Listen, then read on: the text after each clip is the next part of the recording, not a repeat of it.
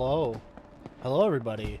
We're listening to some PTSD-ridden music here. I'm just playing, let me turn down the game audio a bit. Enough where it's clear, but, like, also enough to just not be overwhelming,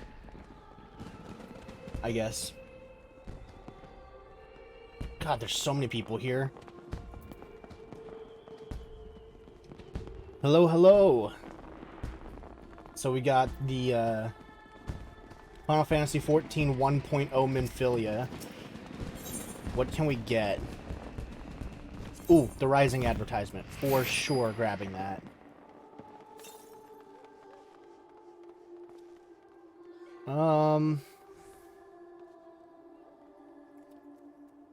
I don't know what that is, but I'm taking that. Realm Reborn Red. Special vintage of sparkling red wine prepared by a master vintner, Berglayant of Wineport for the Rising, an annual celebration of Eorzea's rebirth. And we got a bunch of, Magic Prism Meteor Survivor. I might grab those later. I am interested in this Realm Reborn Red, so I might get that later.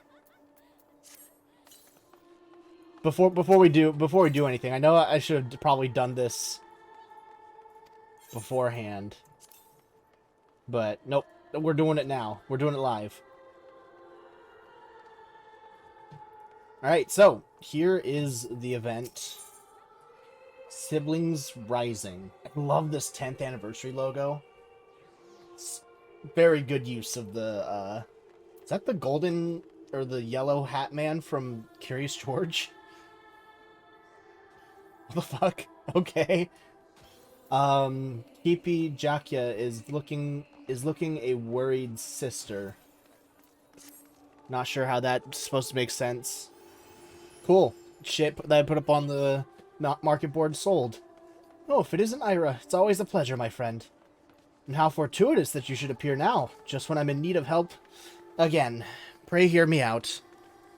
You see, my brother recently wrote saying that he wished to meet me in Ul'dah during the Rising celebration. However, the appointed hour has come and gone, but I've seen neither hide nor hair of him. I've checked all the likely places in the city to no avail, and I'm beginning to worry. If it isn't too much trouble, may I ask you to help me find him? Sure. I'm in your debt. I mean, I probably am responsible for, like, maybe several raises that you had. So... Now, my brother is a youth of 16 by the name of Nagi. He recently became an adventurer, something he had aspired since he was little. Being an adventurer yourself, perhaps you know of him, if not crossed paths? I've never heard of him. Aye, well, it would be too much of a coincidence, I suppose. At any rate, if he isn't in the city, chances are he went outside on some business. To begin with, I propose... Did someone just pop some champagne? Oh, that's what the wine is. Okay. I propose we split up and make inquiries in case someone has seen him. If you could focus on this area, I shall speak with those in the quicksand. Afterwards, let us reconvene by the entrance to the tavern. Sounds good to me.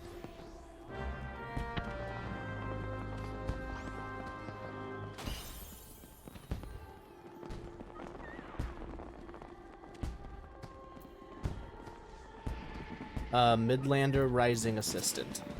Their attendant. Greetings, adventurer. How may I assist you? Is that Pint? No, it's Nonora, but it looks like Pint on YouTube. Oh, Nagi. I understand he is doing some work for the Wandering Minstrel. Oh, good old Yoshi P. There's another quest here that gives a new framing for portraits that starts in Ul'dah. When we get to it, please tell me. I understand he's doing some work for the Wandering Minstrel. I dare say his client can point you in the right direction. If you can track the man down, that is. I'm afraid I don't know his whereabouts at present. The Wandering Minstrel is nowhere to be found.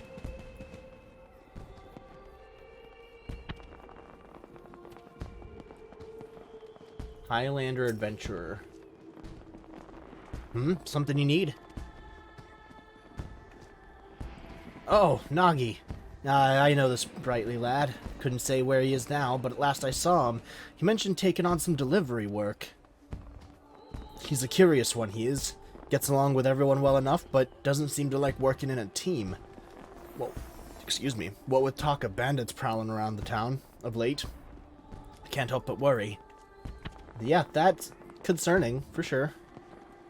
Did I miss somebody over here? No. Ah, there they are. Bran? Something I can do for you, adventurer. If you've business with Bran, best state it quickly. This Gaz has leads to follow and incidents to investigate for the Harbor Herald. I see. With apologies, I haven't seen this Nagi. As a matter of fact, I've been rather busy working on my upcoming piece on the Rising. Why, just earlier I was interviewing the ever-enigmatic wandering minstrel, who's got another unusual venture in the offing. The Letter Forest, he calls it. The Letter Forest. If that piques your interest, I recommend you go see the man. He's at the Gold Court, over on the steps of Thal. For the quest you're on, have tissues at hand. Okay. It appears Nagi is carrying out some work for the Wandering Minstrel. If you talk to the man in the Gold Court, you should be able to learn more. Noted. Have tissues on hand. I got napkins. Where to go? Steps of Thal.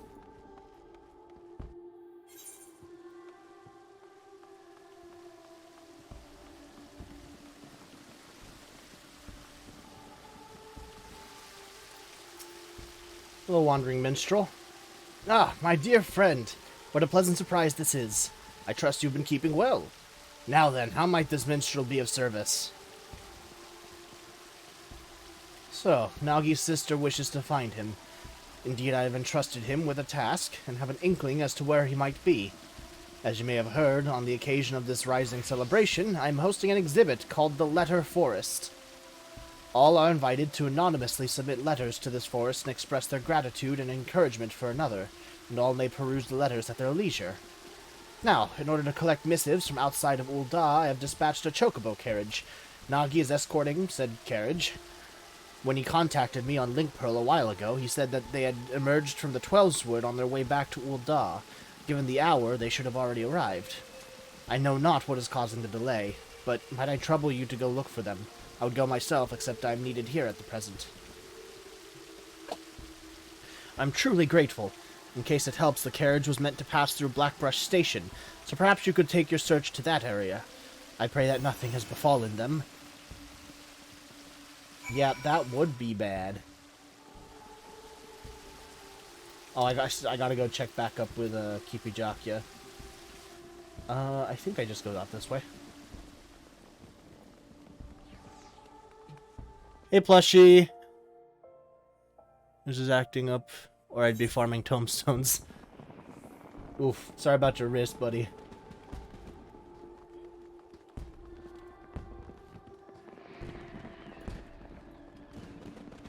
There's so much activity going on here. There you are. Were you able to learn aught of Nagi? Yeah, escorting a courage for the minstrel, so that is the way of it. Oh, did I miss something? No, okay. As suggested, let us take ourselves to Blackbrush Station and try searching in the vicinity. Blackbrush Station it is.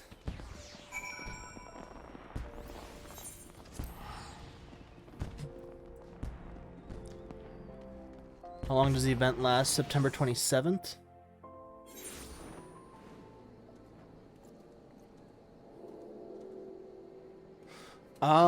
Is that the 10th anniversary thing? I thought, or is it just the Rising thing that goes on until the start of 6.5? Do they both? Does 6.5 come out on the 27th? Ira, no sooner did I arrive than this man came running out of breath. You're an adventurer, thank the 12. It's the bandits from the Quiveron Manse. They've fallen on a chocobo carriage over by the clutch. The carriage only had one guard and he was sorely outnumbered. Please, you must help him. That has to be Nagi. With me, Ira. Alright. Oh, is it just a cutscene? Okay.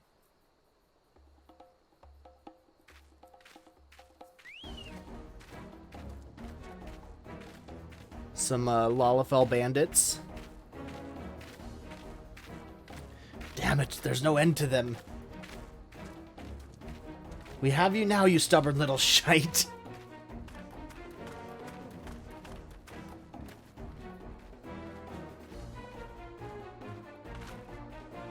Enough! Leave my little brother alone, or 12 is my witness, you'll receive such a thrashing as you've never known. From this fearsome adventure, here that is. Thanks for volunteering me.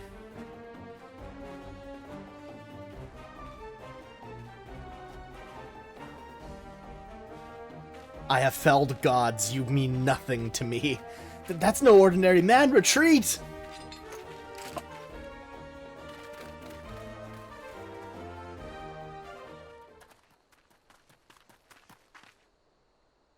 Are you alright, Nagi? Lieutenant! I'm sorry I didn't come when I said I would, sister. Rest assured I'm not too badly hurt. That's a relief. I'll take a proper look at your wounds back in the city. It seems you're an adventurer too. Thank you for your help. What's your name, if I may ask? Iravarian. Nice to meet you, Nagi. Iravarian. I'll remember it. To send your foes running without even drawing your weapon, you're clearly a great adventurer. I still have a long way to go, embarrassing myself like I did. If I want Sister's approval, I need to grow stronger and be able to fight on my own. My approval? But first things first. Bremont and I have a delivery to make for the Rising. Is that not Lieutenant? Who's Lieutenant? Comes in October. I know that because I want to make a new player guide series. Oh, I think it's the guy you recruited in the last year's event. Really? Okay. If you'll excuse us, we will hurry back to Ul'dah. If you have done it, that is. Yeah, I should have done that event. I think so, at least. Let us head back as well. I had in mind to pay the minstrel a visit, in any case.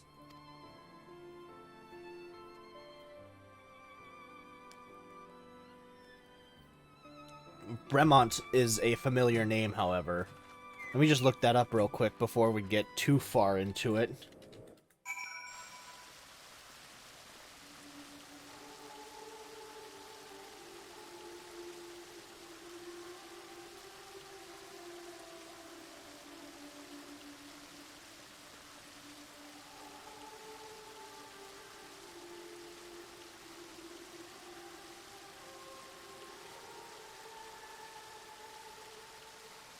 So he is just an NPC from Western Thanalin.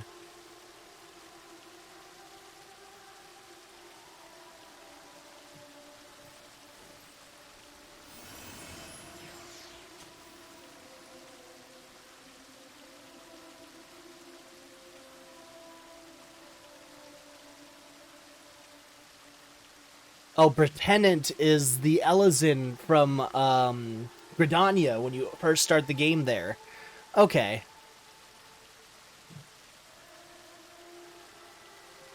You need to decorate your Twitch page a bit, and more lurkers you have, the more reference you get. I guess. Maybe we can work on that next at some point.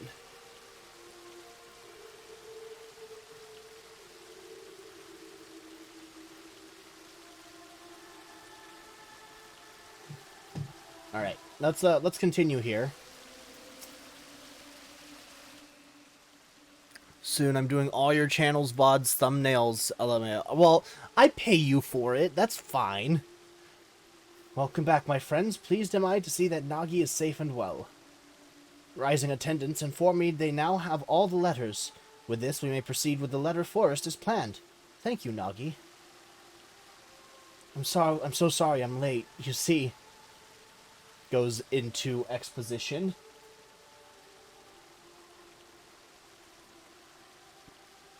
Were it not for Ira, there's no telling what might have become of the letters in Bremont. In the end, I was utterly useless. Got like 190 episodes. I'm not gonna do all the backlog. Let's be honest. So that is how it happened.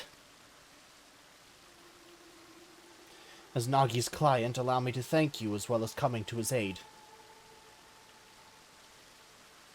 With that being said, my boy, you are far from useless. Nay, you bravely defended the carriage until help arrived. There's no need to belittle yourself so. Well, Ira didn't need to rely on anyone. No, he drove off the bandits with nary more than a stern look. I couldn't hold a candle to him. Like him, I want to be able to deal with any problem without help. Otherwise, I can't claim to be an adventurer worth his salt. I don't think this guy understands how much help I've gotten throughout this whole thing. Without help. Tell me, Nagi, all this time have you been working alone, even for dangerous tasks? That's right. A worthy adventurer doesn't rely on others. If I'm to be the kind of adventurer you approve of, I must be able to handle anything by myself. I see.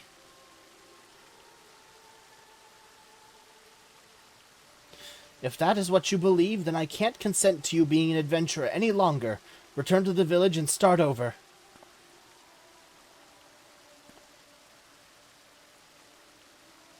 What? But you were so happy for me when I became an adventurer. I'm working so hard to succeed, to prove to you that I have what it takes, but now... You've developed a grave misconception. Until you recognize what it is, I can't in good conscience approve of your calling.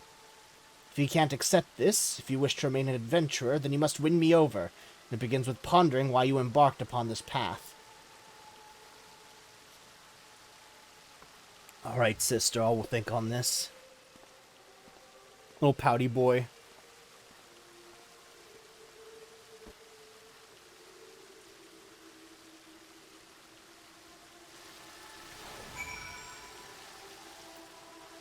He just fucking crowded here. Hang on. There we go. I'm so sorry you had to see that, Ira. Despite how it may have appeared, no one wants my brother to succeed more than I do. To succeed and be happy. After all, I know better than any how hard he works. Unless he changes his ways, however, he is like to die somewhere out there. And even if he manages to stay alive, he would only know an arduous life. That's why I didn't go out of my way to be gentle when dressing his wounds.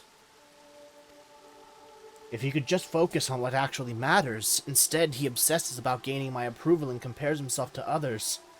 Ah, sigh.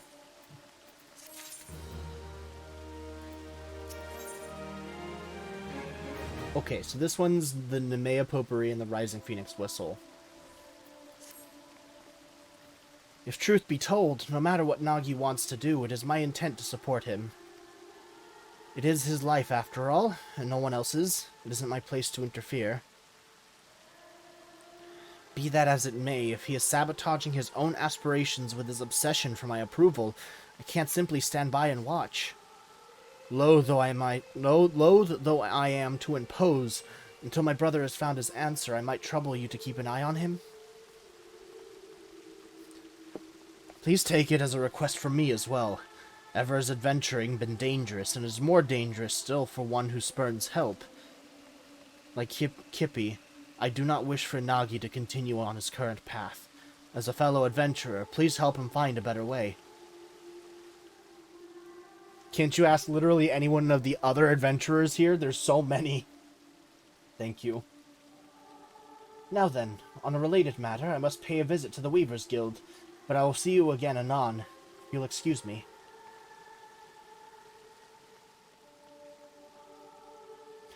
Nagi set off this way, so you may find him at the Sapphire Avenue Exchange. We leave him in your capable hands, my friend. Sapphire Avenue Exchange, huh?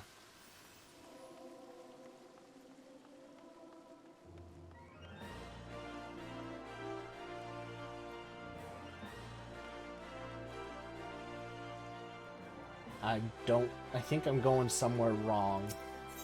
I'm just gonna... There. That works.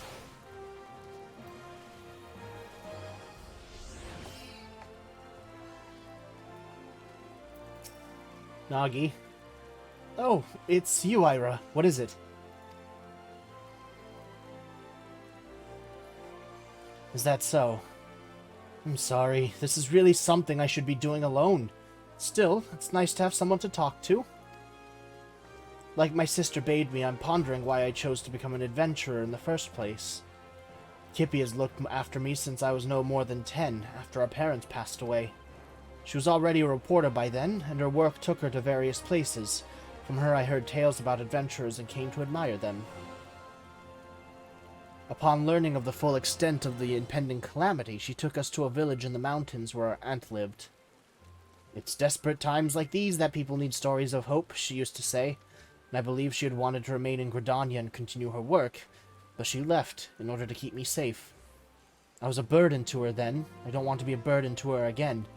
For that, I need to show her that I don't need to depend on others, that I'm a capable adventurer who can handle anything by myself, or by himself. Ponder as I might, I can't understand what's wrong with that. Well, when in doubt, doubt, I suppose I should do what adventurers do and gather information. It would be good, I think, to speak with people like my sister, people who aren't adventurers but are familiar with them. Who in Ul'dah would fit that description? How about the face of the Adventurers Guild? Of course! Who else but Miss Momodi? In her capacity as guild representative, she's bound to have some valuable insights. I'll seek her out at once. Did you edit your stream? I am editing stuff from the very beginning. Like, legit, I am editing the first, like, episode of... editing down my first few episodes of Final Fantasy XIV. So, I'm not going to get to this stuff anytime soon, but eventually I will. I'm hoping so.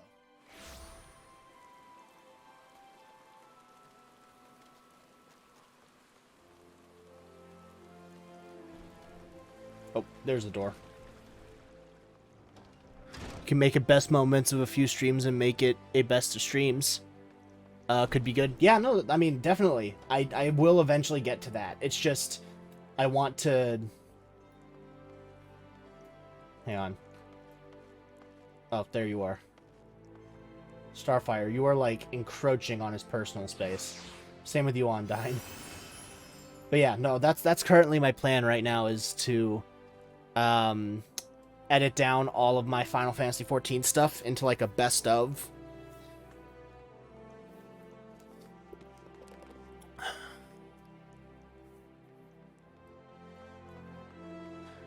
Since you got plenty of footage, I meant, like, possibly avoiding doing one video per stream. Oh, yeah, no, it's going to be...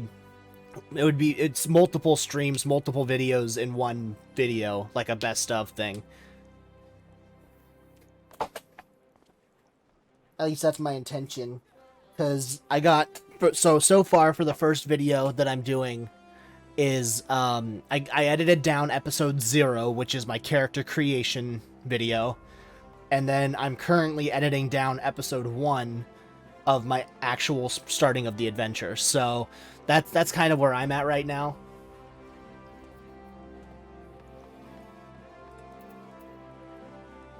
I got faith. Thank you. Could also clean tons of videos off your channel that you deem not valuable to help make your channel look more professional. I honestly don't think I want to do that on my channel. I think the stuff that I made is, like, regardless of how good or bad it is part of my kind of, like, progression of making videos and streaming and stuff, so deleting them just kind of seems disingenuous. Maybe I can, like, if I really don't like it, or if it ages poorly, I could just hide it. Unlist? Yeah, unlist it. But I think for now, I'm not going to do anything like that. And I keep in a playlist accessible. Oh, that's a good idea. I still remember when I first came here to sign up. I was a nervous wreck then, but now this place feels like a second home. I come all the time for crumpets. They make them so springy and serve them drowning in butter and honey. Sorry, now isn't the time for that. Come, let's have a chat with Miss Momodi.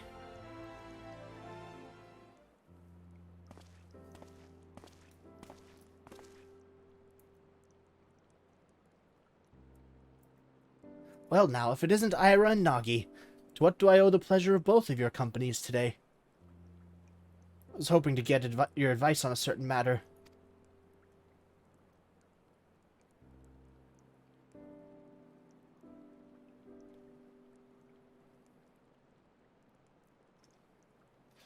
The misconception you've developed about being an adventurer, that's an interesting one, I have to admit.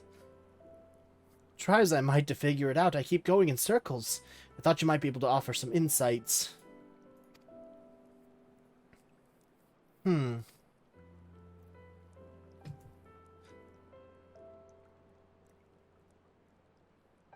This is just a gut feeling, but I reckon I understand what your sister's trying to say.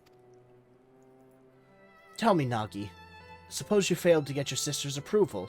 Would you simply give up being an adventurer? Would it all become meaningless?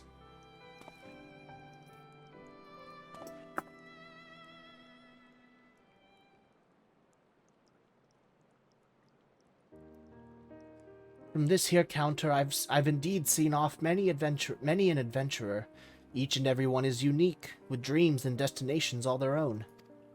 But in spite of their differences, they all share something in common, a reason for first embarking upon their journey. Ira, would you mind telling us why you chose the adventure in life?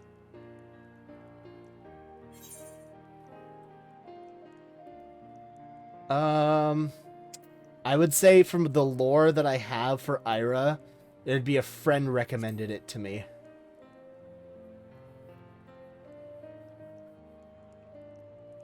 Is that right? How sweet. Keep that friend close now. Keep that friend close now, you hear? And you, Nagi, what inspired you to become an adventurer? It's simple, really. I heard about adventurers from my sister and became infatuated with the lives they led.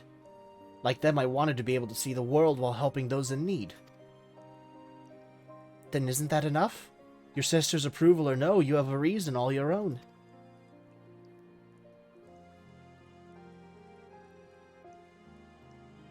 By the 12, I see now. At some point, my desire to prove myself to Kippy has displaced my own motive for being an adventurer. That's the misconception Kippy wanted me to realize. What a fool I've been.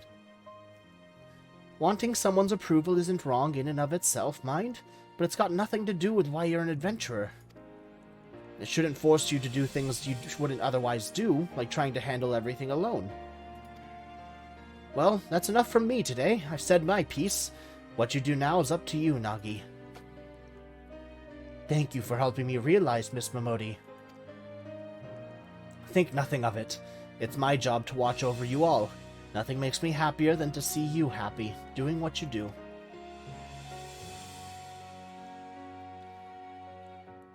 Can I get Mother Miyun to say that to me?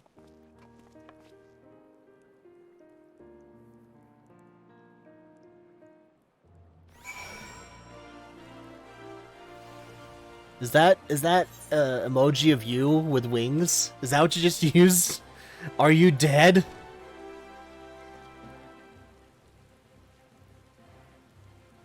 Plush Pog with mercy wings. I was scrolling through the emote. I am deceased indeed. Oh no.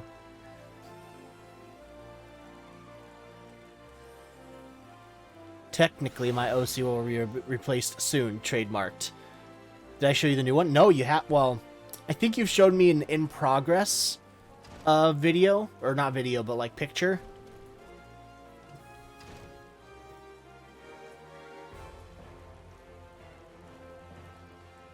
Let me just adjust that.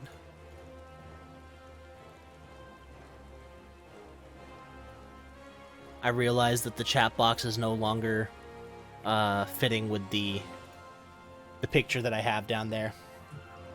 So I had to adjust it. Alright, Nagi. Thank you too, Ira, for accompanying me. I think I know what to say to Kippy now. And loath though I am to trouble you again, there's something else I'd like your help with. You see, the letters we collected in Limsa Laminsa, one was from an explorer who was seeking an escort for an expedition. By now, that letter should be on display at the Gold Court. I want to show it to my sister, and I'd be grateful if you could help me find it. Come, let's rejoin the minstrel.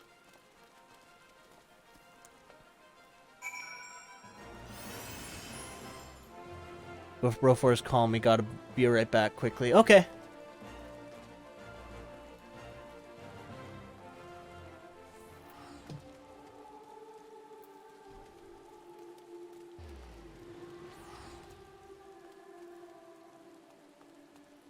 Where's the line? Oh, there it is. Oh, I have to go this way. Just all of a sudden, just answers start playing, and it's just like, oh shit, oh fuck, I'm sad now. Bro. Barbie Hrothgar. What a fucking look. I actually really dig it.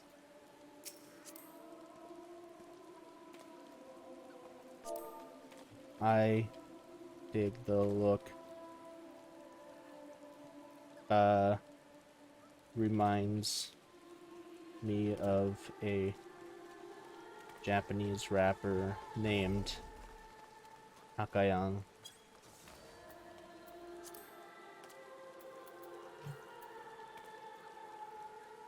The Nozu Barilgi. A white mage? Yeah, white mage.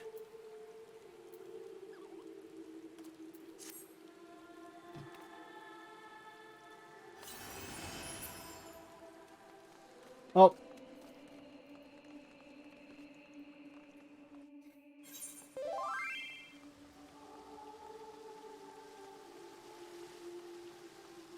I'll have to look them up. Thanks for the compliment. Of course.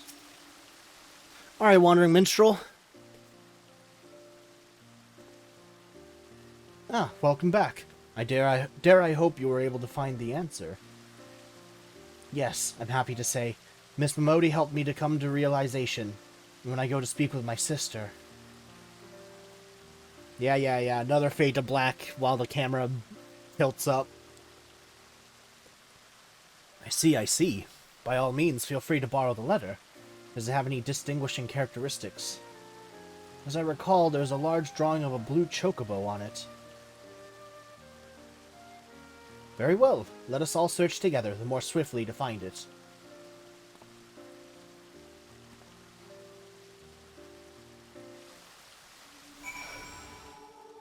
Alright, I gotta try and find it. Letter with a quill drawing. Letter with a blue chocobo drawing. Actually, do we get to, like, see the contents of the letter if we select it?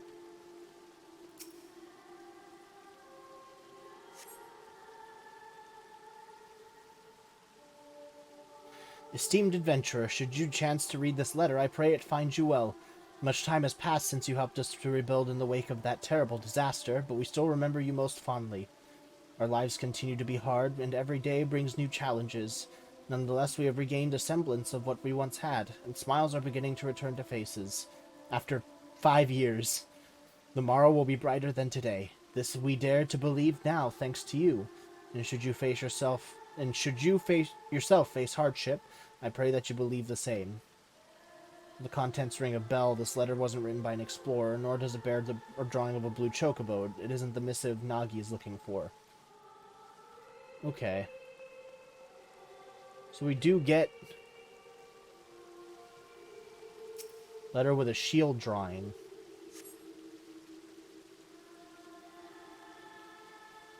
As someone charged with the city's peace, I cannot overstate how much of a boon adventurers are to our efforts. Some folk had expressed concern that an increase in drifters would see a corresponding rise in crimes, but on the contrary, they are steadily declining. Soldiers like ourselves are somewhat limited in the scope of our duties, and we are not always available to lend our citizens what assistance they need. Thus would I take this opportunity to express my heartfelt gratitude to adventurers who step up to fill the void. While the contents ring a bell, this letter wasn't written by an explorer. Okay.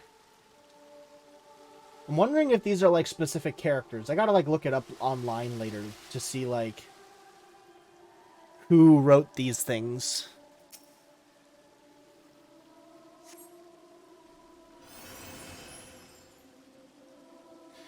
Dear not-so-new adventurer, as a traveling merchant, I've had my fair share of happy encounters, but sharing a carriage with you stands out above them all. Aww! Bremont! For you see, I went on to sell veritable crate loads of the ring I gave you, and turned enough of a profit to buy my own carriage. You shared with me your adventurer's luck, and I count my blessings every day. No matter where I go, I often hear tell of your exploits. It makes me inordinately proud to have met you. Till we meet again, my friend, I pray your continued safety and success. That's cute. I actually really like that.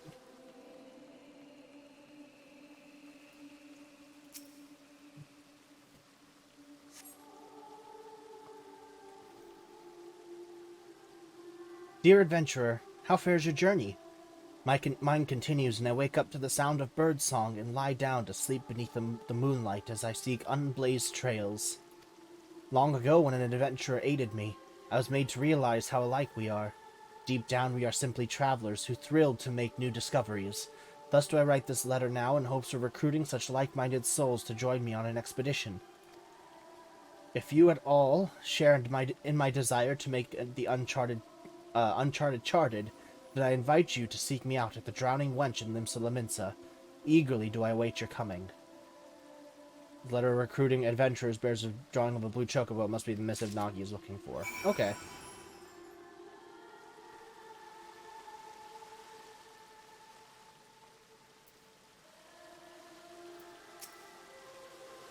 No luck over here so far. How about you? Yeah, takes invites for expedition. A blue chocobo, yes, this is the one.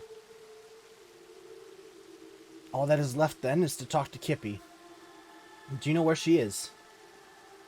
She went to the Weavers Guild, saying that she had business there. Perhaps she's buying clothes. At any rate, I'll look for her there. Thank you. For this too, might I trouble you to accompany Nagi? Afterwards, I ask that you tell me how events unfold. I shall await you at the Ruby Road Exchange. Okay.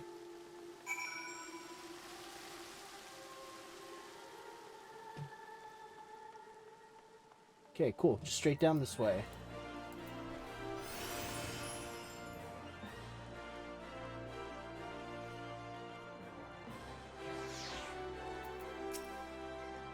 Nagia Jakya. You're here too, Ira. I must confess I'm feeling rather nervous, so I appreciate your presence.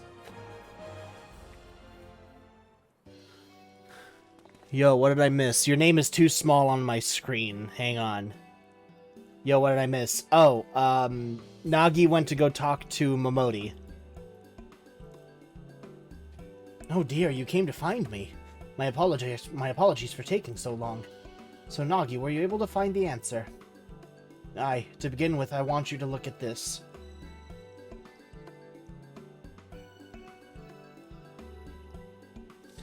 An explorer is assembling an escort for an expedition. Certainly sounds exciting. In wanting your approval, I was determined not to rely on others, but a part of me dearly wanted to be a part of the expedition, to go where I dare not set foot alone, so I've decided that I will answer the invitation.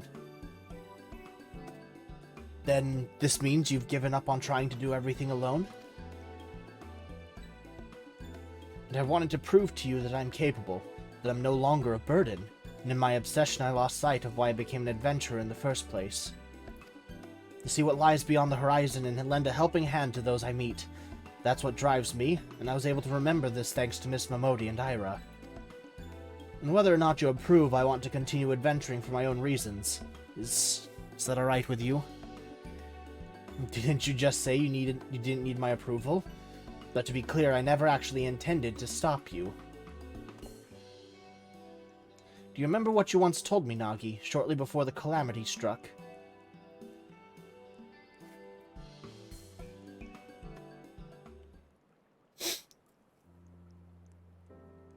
Oh, baby Nagi. Did you interview adventurers again today? What were they like? What kind of places have they been to? You never get sick of hearing about adventurers, do you? Never, ever. When I grow up, I want to be an adventurer too.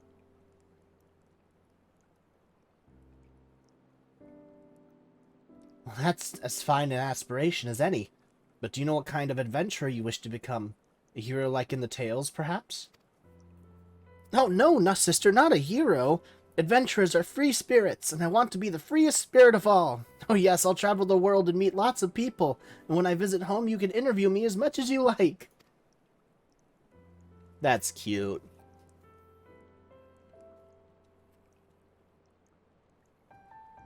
For that boy to spurn help for want of my approval, I couldn't bear to see it. And in order to bring you to your senses, I may have spoken a little sternly. As an adventurer, you'll experience no small amount of hardships, but you chose your path because you wanted to be free. So don't let yourself be shackled by expectation, be it your own or that of others, and instead take things as they come.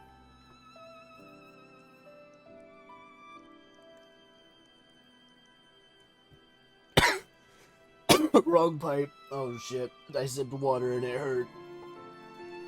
So long as you are true to yourself and recognize your limits, you'll surely find a way forward. Fuck. And remember, not even heroes can accomplish everything alone. Relying on others doesn't make you a lesser adventurer. If anything, the freer we are, the more we need to look out for one another. And that... Excuse me. And that, I believe, is the essence and beauty of adventuring. Wouldn't you agree, Ira? Now I'm getting hiccups. Fuck. God fucking damn it. Why? This is supposed to be a tender moment. Why am I suddenly in pain? Fuck. Did that end it? I swallowed on a hiccup. Doesn't that usually end hiccups?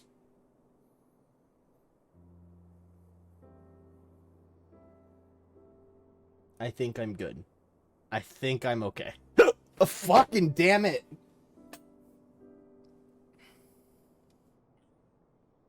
Why? Why?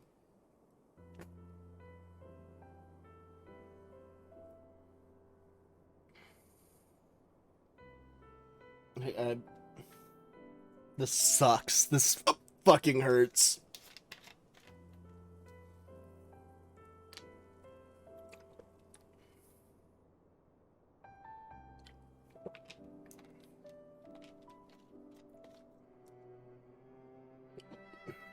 Alright, what was the question? What was the fucking question?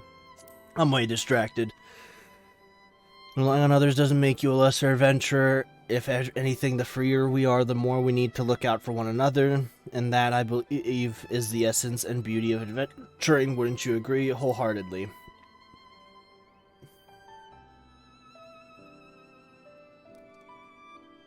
Understood, Kippy. I won't ever forget this. Look at her. Look at her when you say that.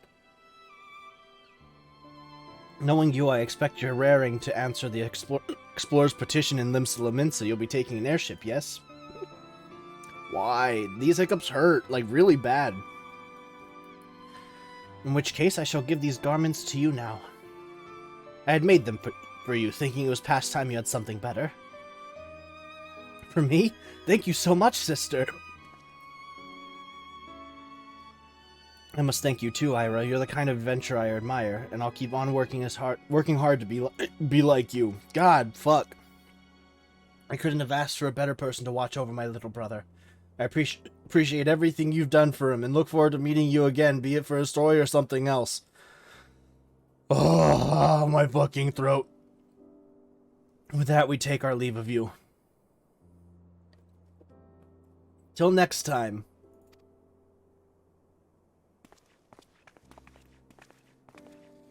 Why is it that it's just like, oh, look at this poignant, heartfelt moment. And you're just like, let me just, like, destroy any kind of, like, seriousness that the situation has.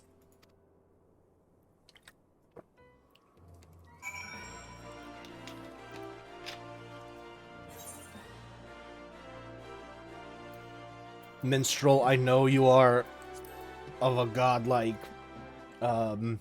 proclivity, being the creator of Final Fantasy XIV and all. Could you just end me? I don't want these hiccups. Oh shit, I probably should have just Etherneted my way out of here.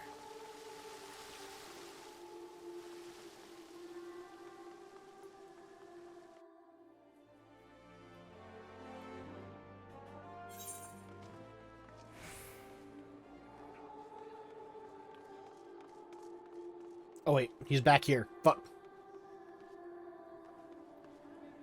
Oh, there's a lot of people here, which means that this is a long cutscene. Welcome back, my friend. Judging by your expression that I can see through the swaths of people around me, I take it all as well with Nagi and Kippy.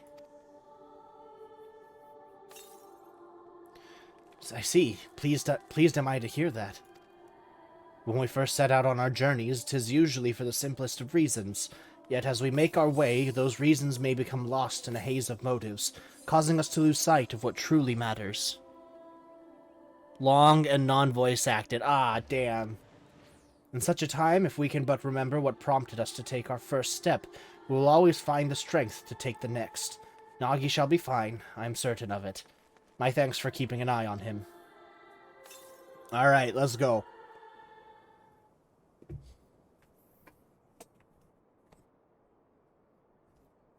These events have inspired a new verse in me. A verse about the dreams of those who seek new worlds, and the hopes of those who see them off.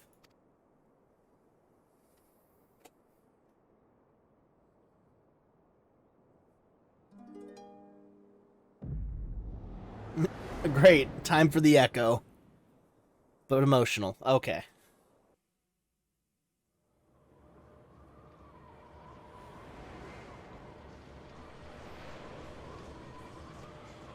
What the fuck?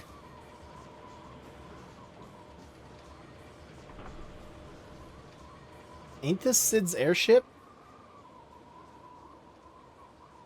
No, it's not the Ironworks airship. It is an airship, though.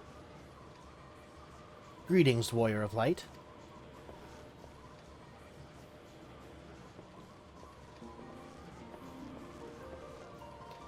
This is a world that exists outside your reality. Could it be a dream? A flight of fancy conjured by a weary mind? Perhaps. Or perhaps not. 'Tis a pleasure to meet you again. As I have in the past, I have beckoned you here that I might express my gratitude. 10 years have now passed since the world was reborn from its ashes, since we set forth upon this journey. Countless things have happened during that time, and I've had the pleasure of meeting many an adventurer along the way. And if truth be told, it hasn't always been easy.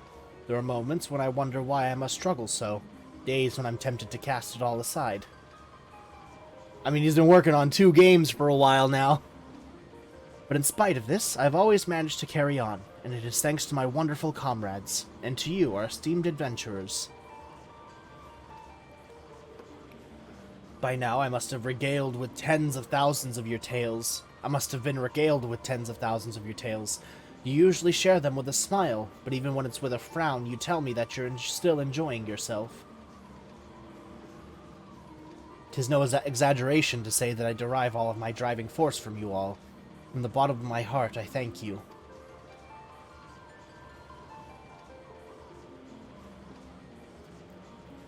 Ours is an unending journey, and nothing would make me happier than if we could keep walking it together. As you make your way, we promise that we will ever be at your side, watching you step by step. Now, the time has come for this vision to end. Time for your eyes to open from this waking dream.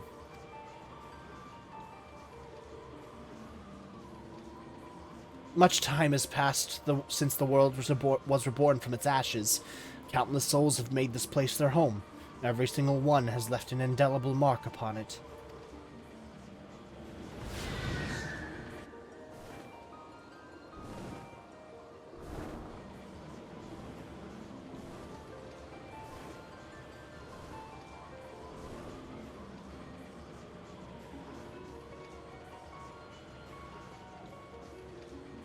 Together we have built this world, and it is our sincerest hope that we shall continue to do so for many years to come. So please be safe and well. May you ever walk in the light of the crystal.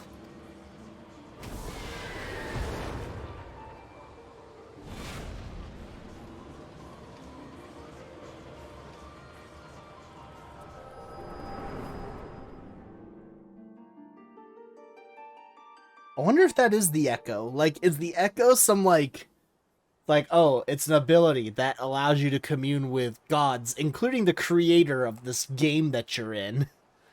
I dare say Nagi is aboard the airship by now. I pray that he and Kippy will find happiness upon their respective paths. I hope you do so as well, my friend. If you would lend me an ear, I would dedicate these verses to your future.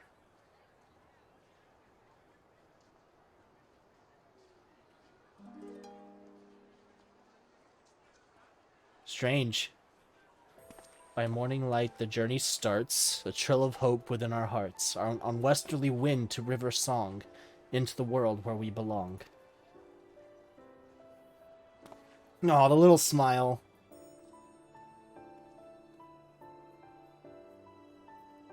Above fields of white and azure sky, sunsets storm a crimson fire. Jewels a-glitter on pitch-black veil, a new day dawns, so goes the tale.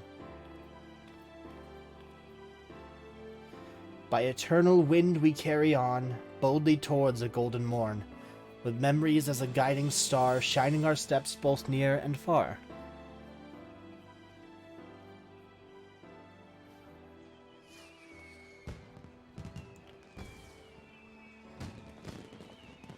Yay, fireworks!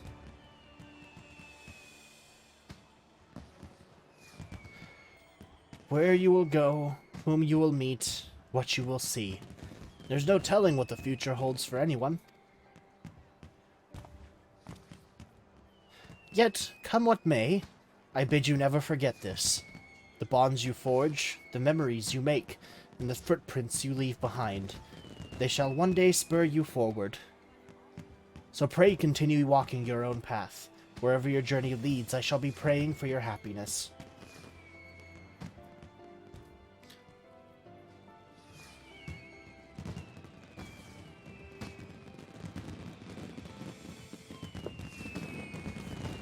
Aw, there he goes. It'd be sad if the airship gets caught on fire by the fireworks. With memories shared yet all our own, as one we brave frontiers unknown. Thank you for 10 years. That's cute.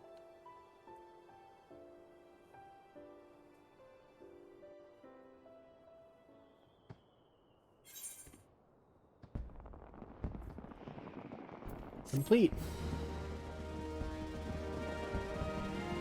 Bum bum bum bum. You now have access to the letter forest of the Gold Court. Speak with a tender station there to read the letters. Additionally, you have also unlocked the Kupo Kupo Adventure minigame on the steps of Nald. Speak with Nonora at the Ruby Road Exchange to play. Along with other minigames, you may also be played by opening the toy chest in any room, in any inn room. Okay, so let's try some things out.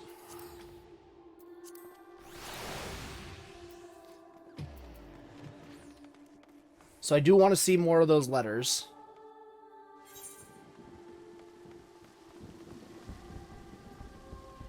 Letter Forest Tender.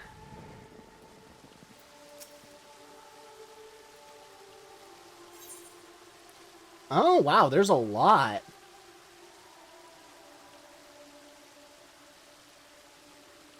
Now this one's the most interesting to me.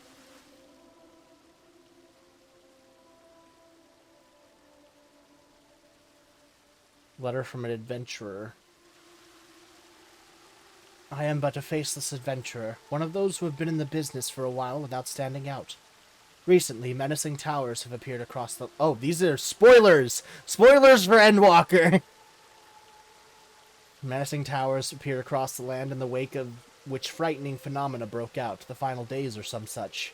I don't know how you fared during that time, but if truth be told, it was a little overwhelming for me.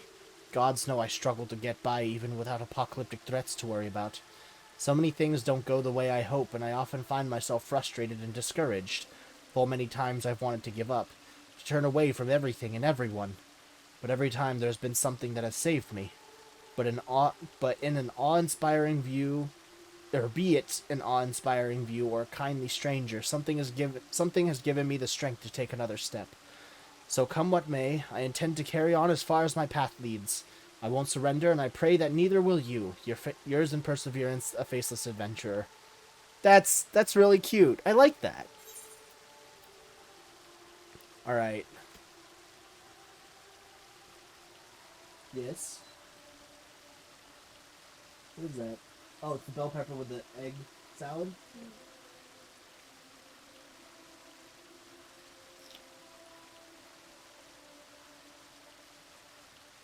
Mm.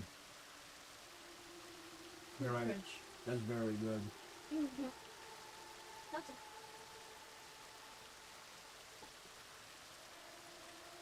Stuffed bell peppers, but with egg salad in it. Alright. I'm not gonna go through all of these right now. I'm wondering why there's just a whole bunch of theater people. Dear Adventure, I'm a theater set designer and one who is said to have a penchant for designing unusual props for the stage. Some of my labors of love, it thrilled me to discover, have caught your eye to become little companions that follow you around, or even modes of transportation. Wait a second. Are these people like people who work on the Final Fantasy XIV game? Yo, what's up? You just said yo in chat. To see my creations for the stage delight you off it. Even the oddest ones delights me in turn and further motivates me in my craft. In hopes that I can continue to delight you all, I will endeavor to create ever more interesting props. Yours in whimsy, a theater set designer.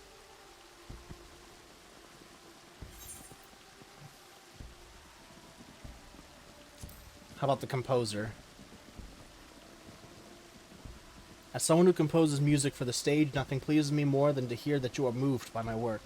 I'm also humbled to receive your words of appreciation for the concerts we hold and the orchestrion rolls we release. You are my motivation, spurring me to continue composing music that brings the story to life. And I thank you from the bottom of my heart. Yours in the melody, a humble theater composer.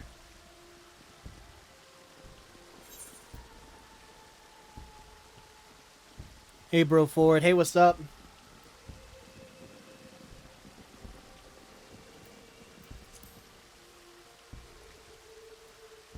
Oh, shit. Oh, okay. That's the exit.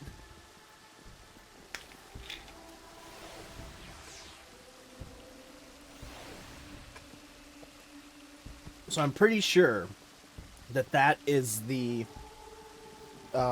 developers of the game, the people who worked on the game, and their letters to us.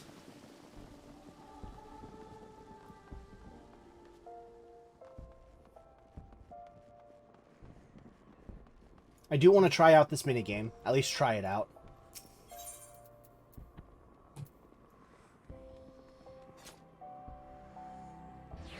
Where's the Ruby Road?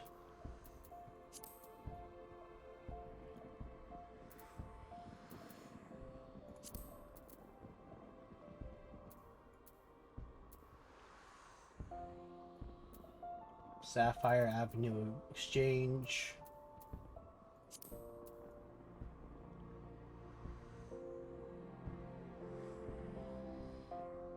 I have no idea. Oh, there it is. The Ruby Road Exchange. Okay.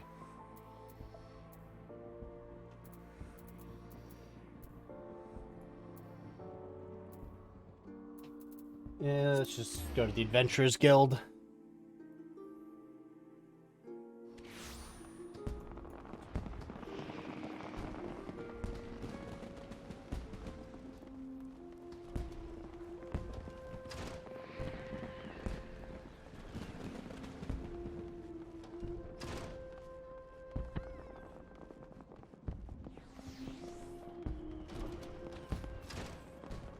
Oh, there you are. Hey, Dick.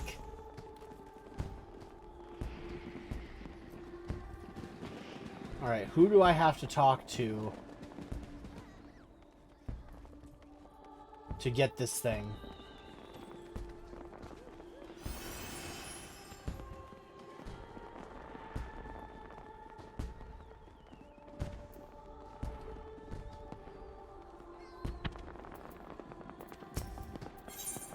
Not the vendor.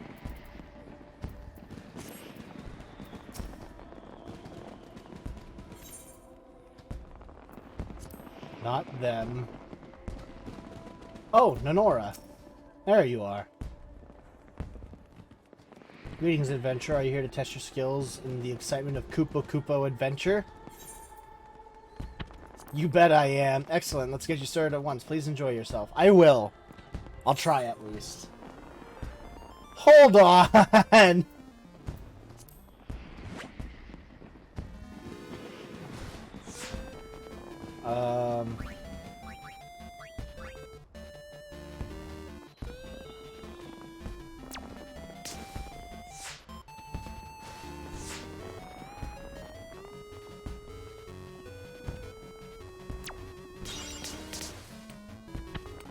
Nice. Okay. Okay, I get it.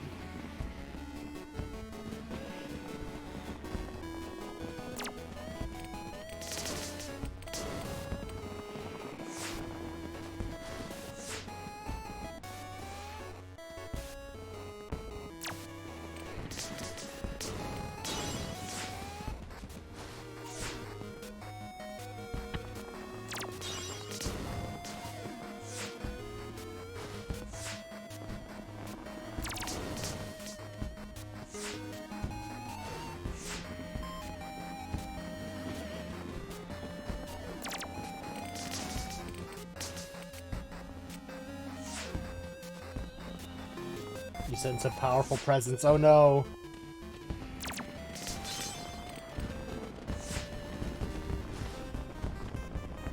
Oh no.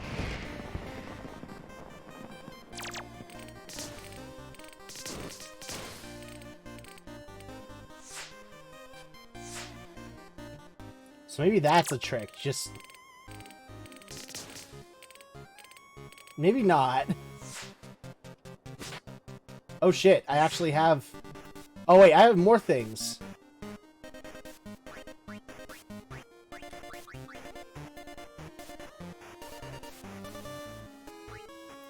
Okay. Check the barrier, palm re-raise.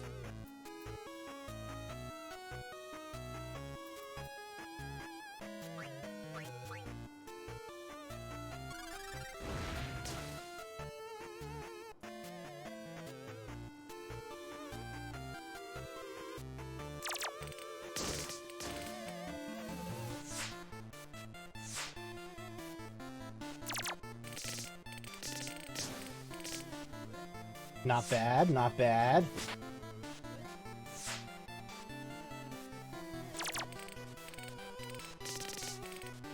Come on.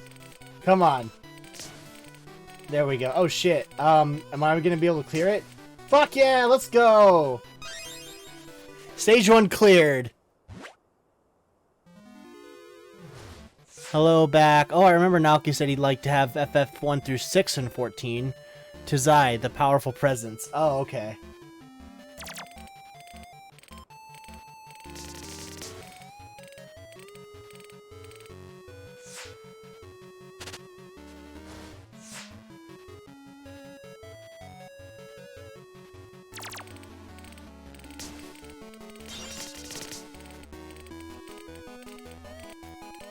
Palm ward, okay. Palm levitation.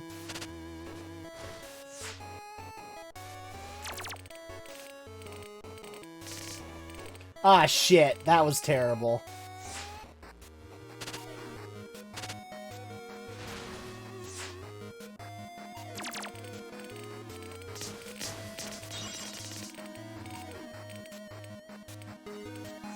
What does that do?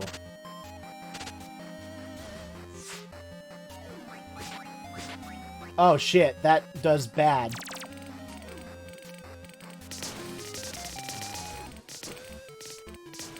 Nice, nice.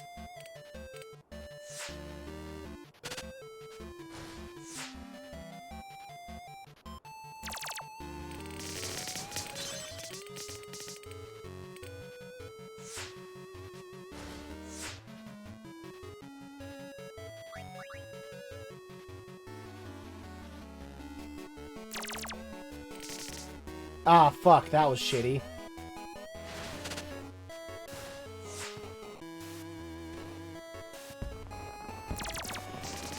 What?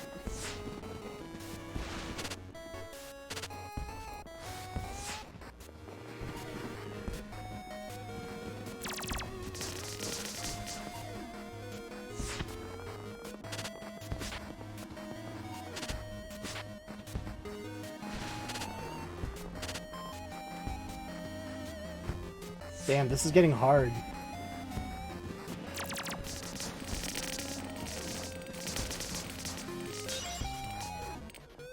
Okay.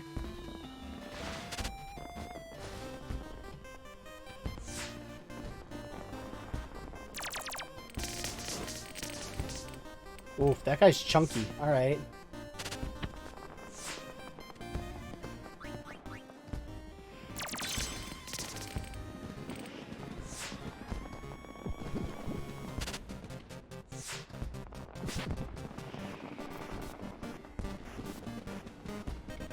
Which one's heal? Oh,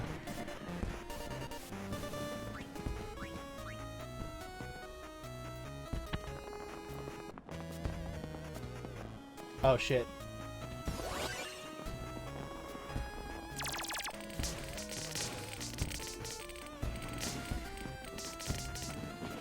Not bad, not bad. Oof.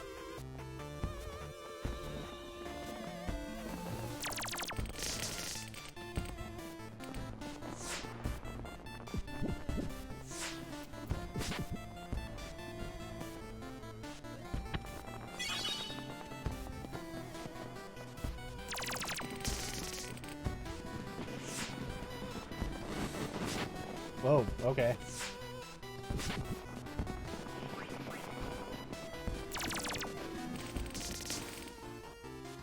Cool. Third spell is heal icon. Okay. Poggle stream. Yeah, this is Poggle. No, I'm not sure what Poggle's like. I haven't played it before.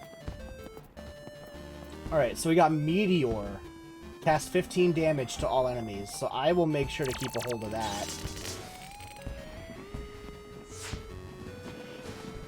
Oof, they're fast.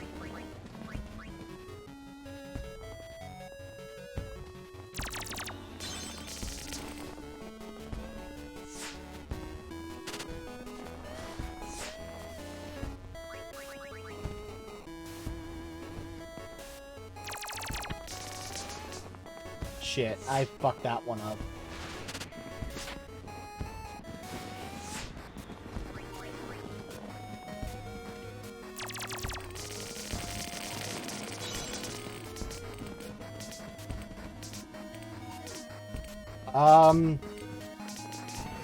Alright. That's cool.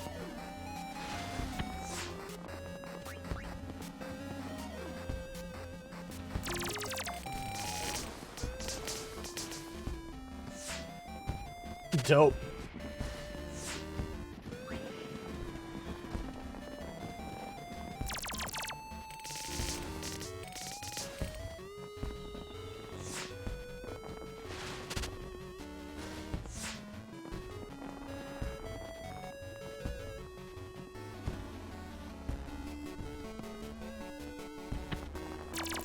Let's see if that's enough of an angle. Nope. Alright.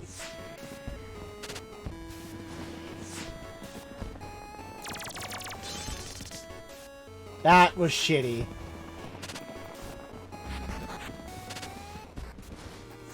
Alright.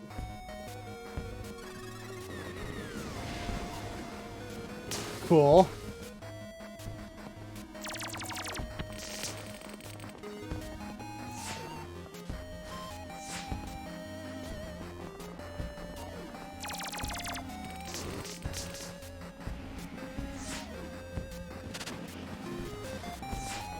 Oof, alright.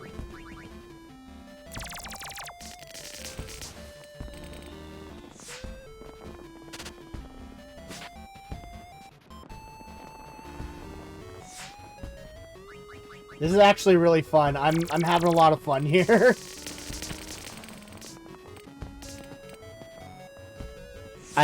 Poggle is a weird game where there's station balls and you gotta shoot and bounce. Destroy as many possible from what I saw. Broforce said you didn't know what XMP didn't activate yours on your PC. I don't remember ever activating it on my PC. Wait, is that fucking Odin?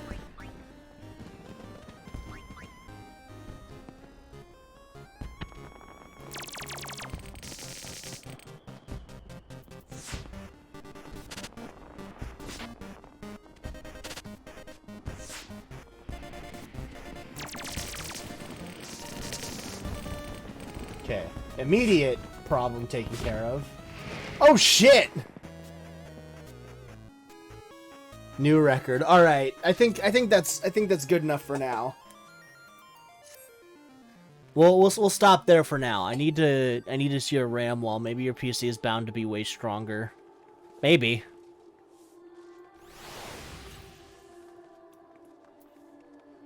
Hey, Wandering Minstrel. To all those who follow their hearts, I offer my hopes in song. Wheresoever your journey may lead you, may you find happiness upon your path. Nice. Alright. Spoiler-free section of the stream ends here. From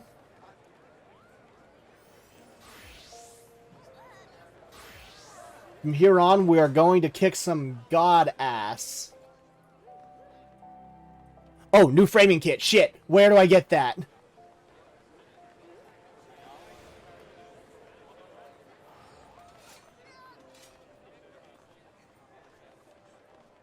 Are you still over there?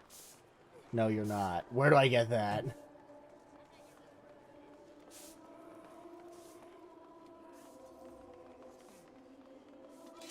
Blitz Thunderstroke. Okay. Oh, sure.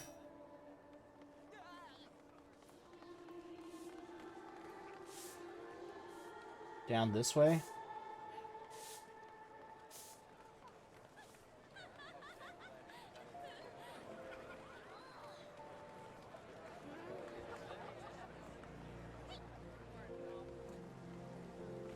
Nanaji? Remembering the past. This guy?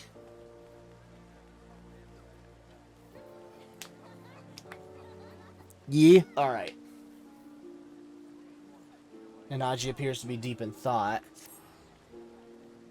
The determined set of your jaw, the dynamic presence, as if you're ever ready to leap into action. There's no mistake, you're an adventurer and a dependable one at that. Tell me, are you familiar with the name Louisoix Leveilleur? Of course I am. Of course you are, of course you are. Forgive me my suddenness, but I'm Nananji Nononji, a budding writer, and I seek to pen a biography of the great man. In particular, I wish to cover his movements leading up to the calamity, and to that end I've requested an interview with the Immortal Flames. He served the Eorzean Alliance as a tactician, you see, so there ought to be someone in the Order who had dealings with him. And while my request has thankfully been accepted, there's just one problem. I don't have much experience conducting interviews, and I'm worried whether I'll be able to do a proper job. As an adventurer, you're doubtless used to dealing with people. Thus, I would like to ask you to accompany me in the capacity of an assistant. It would be tremendously reassuring to simply have you watching on. And if you're amenable, afterwards I'd like to interview you as well for your own impressions. For your troubles, I'll be certain to credit you as a collaborator. So please, won't you help me with my biography, that the memories of the calamity might be preserved for future generations? I'm in your debt. To begin with, please come with me to Camp Drybone in Eastern Thanalin. There's a place I'd like to visit ahead of the interview.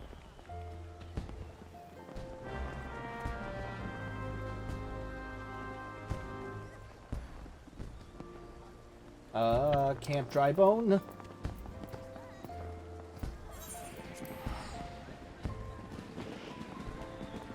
Oh, that's a side quest event. I suppose.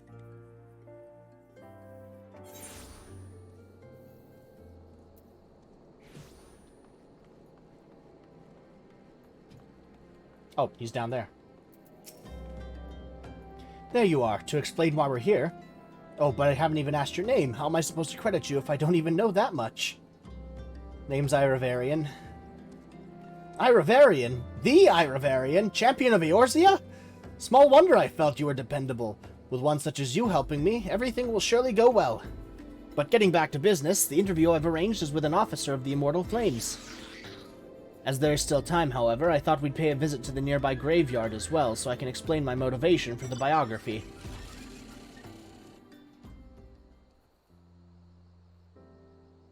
Well, are we visiting his grave? Whose grave is this? I come from a small village near the Cartano Flats. It was burned down in the calamity, and those who died were laid to rest here. My parents among them. Okay. Well, I'm sorry for your loss. It's hardly an uncommon tale. After the dread primal emerged from Dalamud, he unleashed fiery devastation across the length and breadth of Eorzea. But as much as the calamity had scarred the realm, it is quickly becoming just another event in the history books. Beyond occasionally giving thanks to the Archons that Eorzea was saved, people spare it little thought. I'm sorry for your loss. Anyway, what's the quest reward? But when you've lost so many loved ones, it's hard to feel that anything was saved. That's why I wish to know more about Louisoix. By learning about his part in Eorzea's salvation, I hope that I will attain closure. That's my motivation for writing the biography. Those are some big-ass glasses. Yes, they are. Now then, in preparation for the interview, let's review what is known about our subject.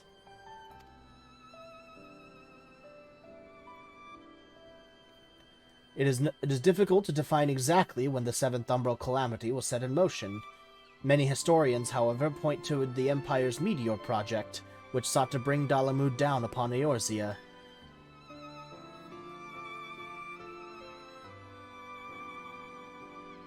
It was the year 1562 of the 6th Astral Era.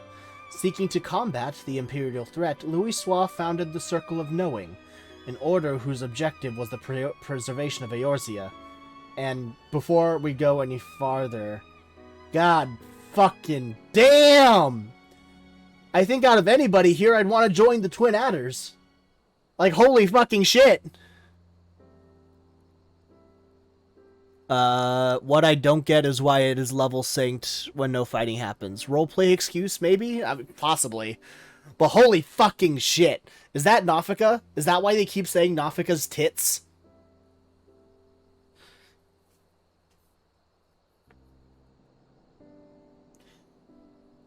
What goddess is that?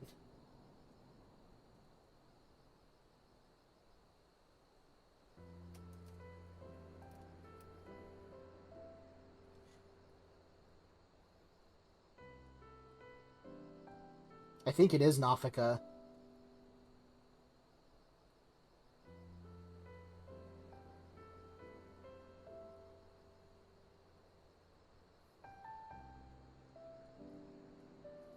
The matron, tender of soils and harvests, the goddess of abundance. Oh yeah, she's fucking abundant, alright. Yeah, that's Nafika. Menfina is blue. Yeah. Yeah, no, that's Nafika for sure.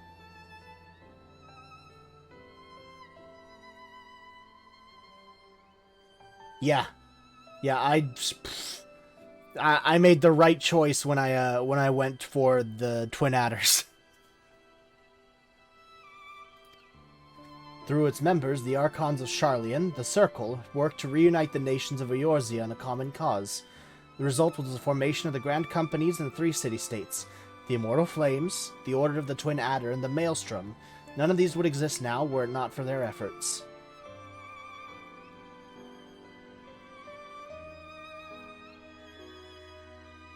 And then in the year 1572, when the situation was coming to a head, Louisoix himself made the journey to Eorzea in secret and engaged with each of the nations. What took place during that time is what I seek to learn in the interview. The man we're due to meet is the contact for the Free Brigade, a unit formed of adventurers, and he apparently had Louisoix's assistance for a mission. The meeting place is Highbridge, to the northeast. It's more or less time now, so let's make our way there. He's going to see Weird Fisting Man. Oh. I haven't done any of the Alliance raids yet for Endwalker, so I'm going to see Weird Fisting Man.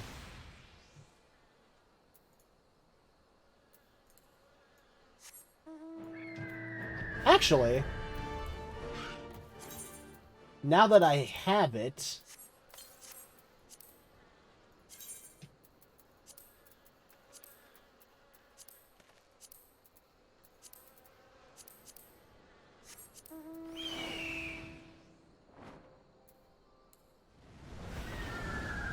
Fucking dope. Alright. Weird Fisting Grandpa. I'm looking forward to it, I think.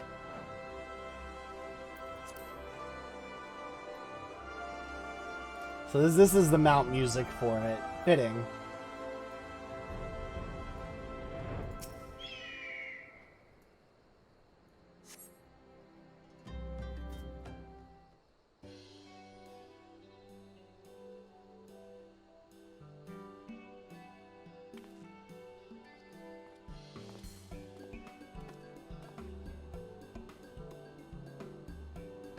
You're the ones who seek an interview.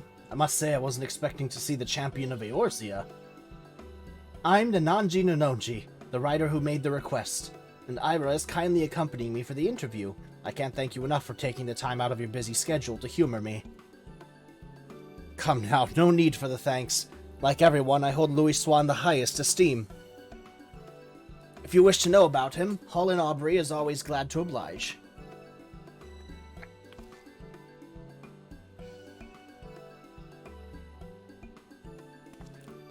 Desecrating the Leviers family. Cancel this man. No, please don't. Without further ado, then, let us begin. My understanding is you had dealings with Louisoix. Could you please tell me the details?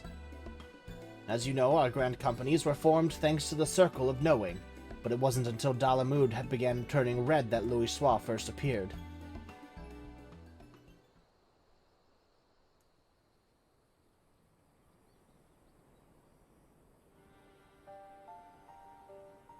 It began with the word that an elderly Elizan man had come to Gridania who held the key to vanquishing primals. Upon learning of this, I sent an adventurer of the Free Brigade to make contact with him. I later learned that the Maelstrom and the Order of the Twin Adder had done the very same. At that time, our companies weren't yet collaborating. Each one only thought to stay ahead of the others. If truth be told, at first we didn't think much of Louisoix, only that he was the leader of scholars who studied peculiar prophecies.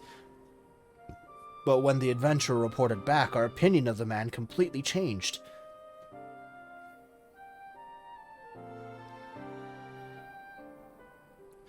With his spellcraft, Louisoix had opened the way into Ifrit's domain, and by the hand of dauntless adventurers, the Lord of the Inferno was brought low. Alas, many defeats preceded that victory. It was reported that countless charred corpses laid strewn in the bowl of embers. Now the mission also yielded a shocking revelation.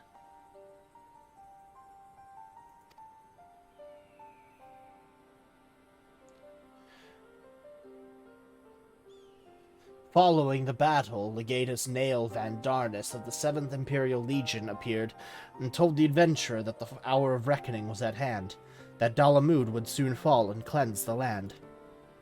That was when we realized that the Empire was behind the Red Moon's anomaly.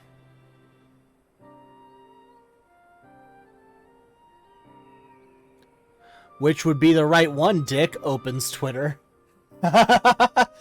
He's desecrating the wrong family member. I mean, Ameliance is pretty fine, I'm not gonna lie. So thanks to Louisoix, you came to be aware of the Meteor Project. Still, it doesn't seem like you had much to act upon. As you say, afterwards we scrambled to learn all we could about the project.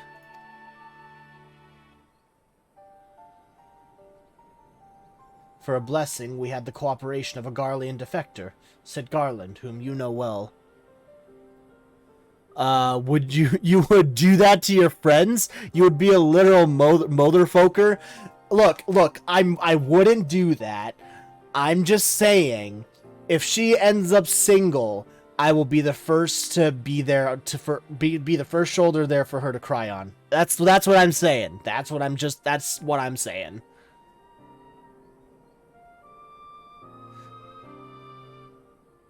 Same. For a blessing, we had the cooperation of a Garlean defector, said Garland. He revealed the details of the project, that it utilized a transmission tower to pluck Dalamut from the heavens, all for the purpose of purging us savages from the realm.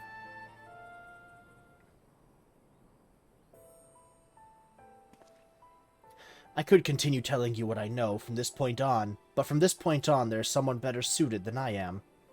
If you are interested, I would be glad to introduce you to this individual. What say you? Well, now, we'd be keen to speak with this person indeed. Very well, I will send word to the Adder's Nest. If you could take yourselves to Upkalu Falls, I will arrange for a meeting there. To go to such lengths to help us, I can't say how grateful I am.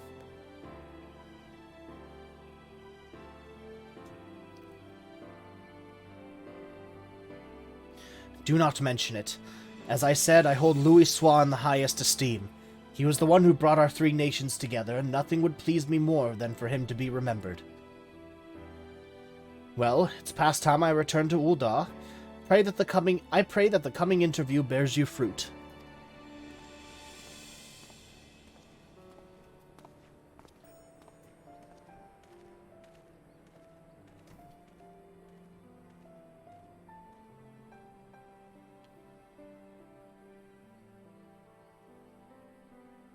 The lieutenant certainly has great respect for Louisoix. And thanks to him, we'll have another promising interview. Come, let's head to Gridania, where the Archon had sojourned.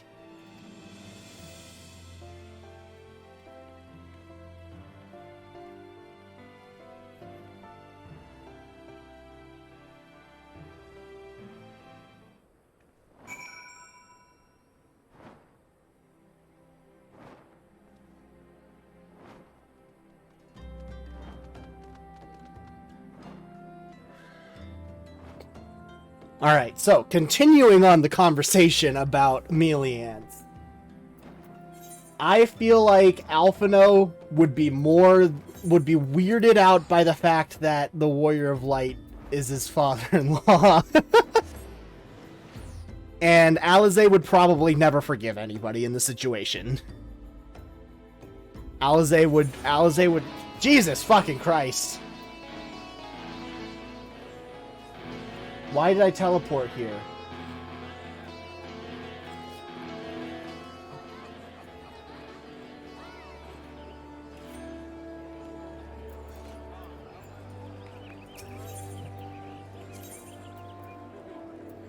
Oh. Because it's the closest. Alisaie's villain arc, summon Baha Louisoix.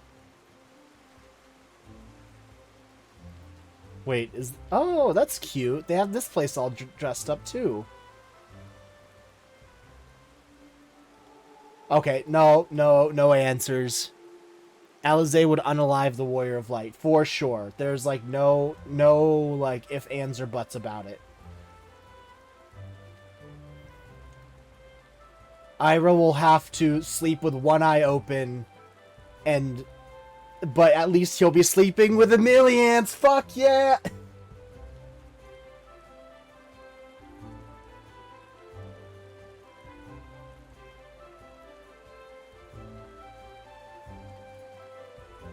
I think that's as far as I would go for that, though. So this is Upkalu Falls. The conspicuous lack of the creatures aside, it's quite a beautiful place. Now then, the person we're to meet should be along shortly.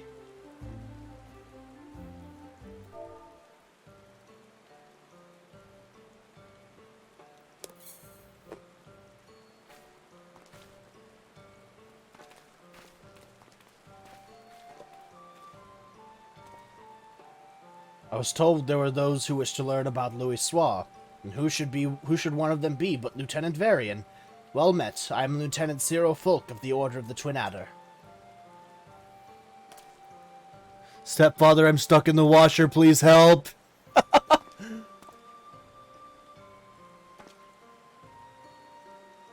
Nananji Nanonji at your service. Thank you for sparing the time to speak with us. Think nothing of it. I must say, though, that Lieutenant Aubrey chose the perfect spot for the subject matter.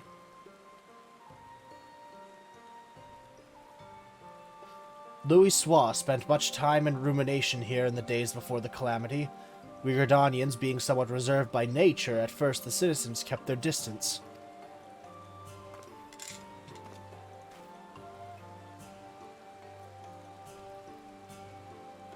But in time, the people warmed to him.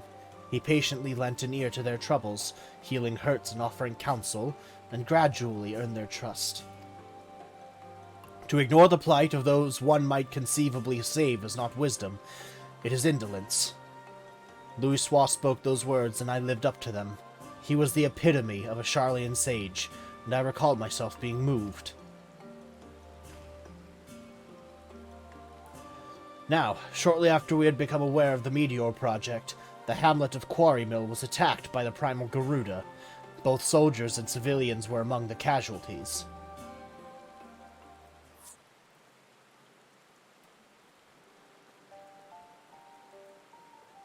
The Order of the Twin Adder moved to vanquish the primal, but we were not alone.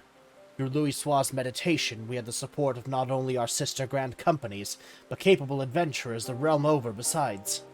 Using an artifact known as the Vortex Feather, the Archon opened the way for a band of adventurers to sally forth into Garuda's turbulent domain, where they felled the fearsome being. Fearsome, sure.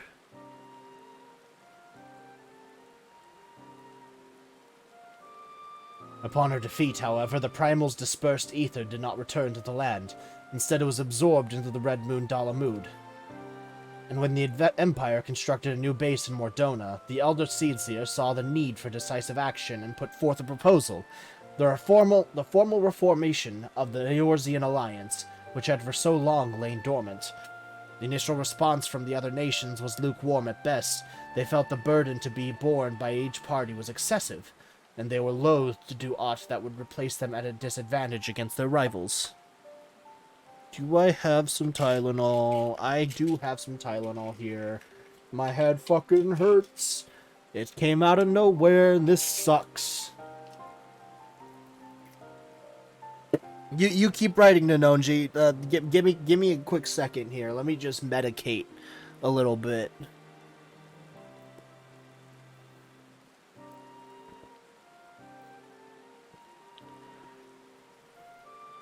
There we go. Hopefully that'll fix itself. But the revelation that a lunar transmitter had been erected in the Imperial base prompted a change of heart. The meteor controlled Dalamud's descent. If it could be destroyed, then the Meteor Project would be forestalled. After having constantly been on the back foot, our nations were motivated to join hands, that we might strike a decisive blow against the enemy. Thus was the Eorzean Alliance reformed, as the Circle of Knowing had hoped.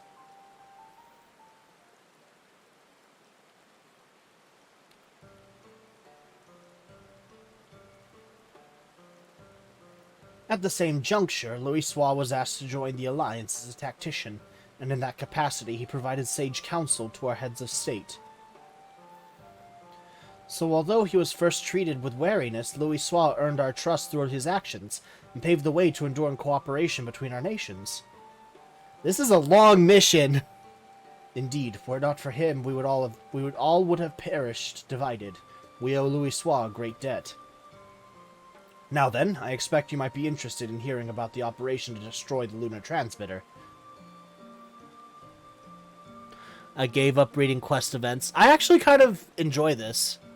Left the party so I could farm tomestones. Alright. But for that tale, I would recommend you seek out another, a decorated soldier who actually took part in the operation. Although a hardened warrior, she is quite friendly and should be glad to regale you with her experiences. Shall I send her word on your behalf? Sure, we'll be duly grateful. Luckily, it sounds like we only have one place left to go, so... Very well. If you could take yourself to Maelstrom Command in Limsa Laminsa, I shall see to it that she knows to expect you. With that, I shall take my leave. I pray that the biography is a success.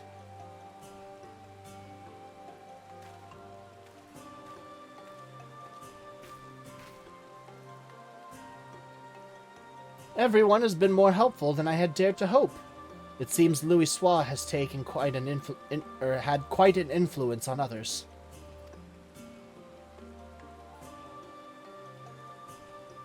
That interview gave us some valuable insights into his character, and I'm eager to see what we learn in the next.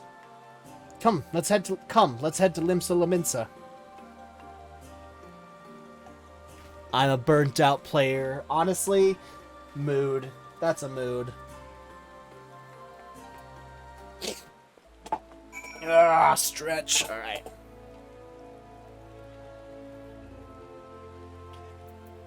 Maelstrom Command.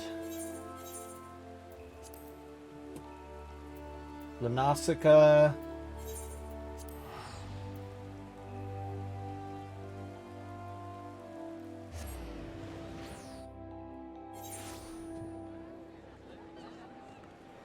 Like, oh wait, where's all the people? But no, they're just loading in.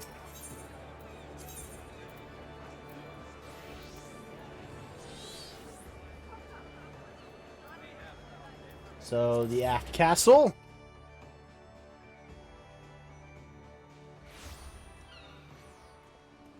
Oh hey, there's Lugi.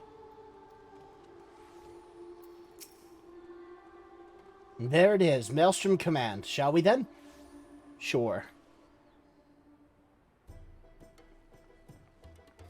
You're on your way to be affiliate. Really? Already?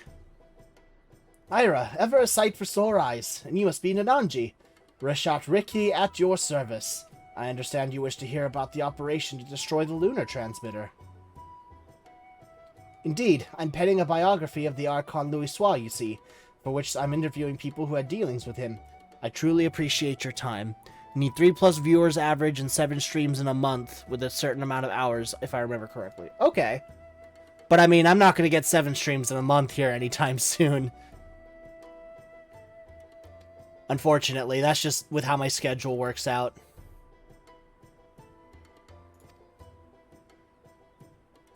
You're very welcome. I would be glad to assist even if it wasn't a request from Lieutenant Folk.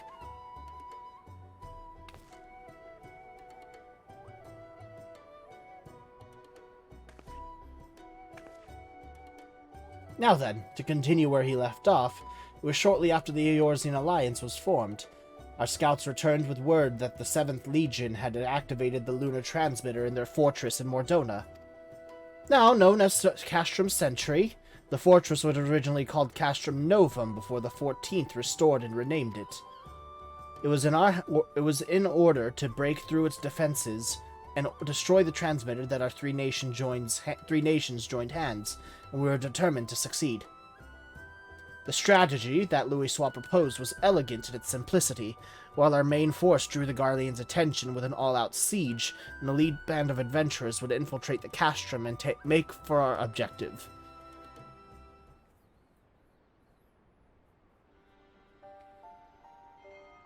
Look at that dude's face. Holy shit, he's pogging so fucking hard right now.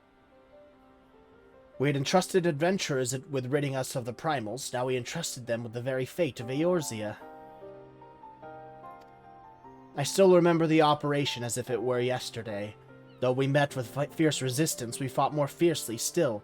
No matter the cost, we had to ensure that the adventurers had a chance to strike at the transmitter. And when the messenger arrived bearing word that they had succeeded, it still makes my heart sore to recall that memory of triumph.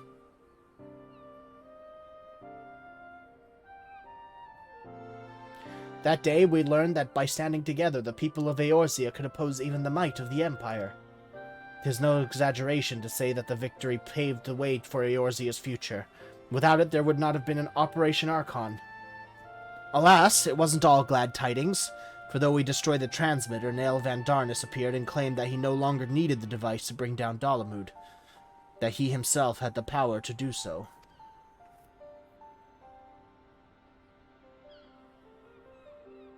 So long as Van Darnus lived, the threat of destruction remained, and so branding him an enemy to all life in Eorzea, the nations of the Alliance undertook a desperate manhunt. At length they located him in Kurthus and sent their greatest warriors to hunt him down. Leading that formidable band was the adventurer whom they called the Warrior of Light, and though no records remain of the fierce encounter, one thing is certain. At battle's conclusion, Nael Van Darnus was brought low.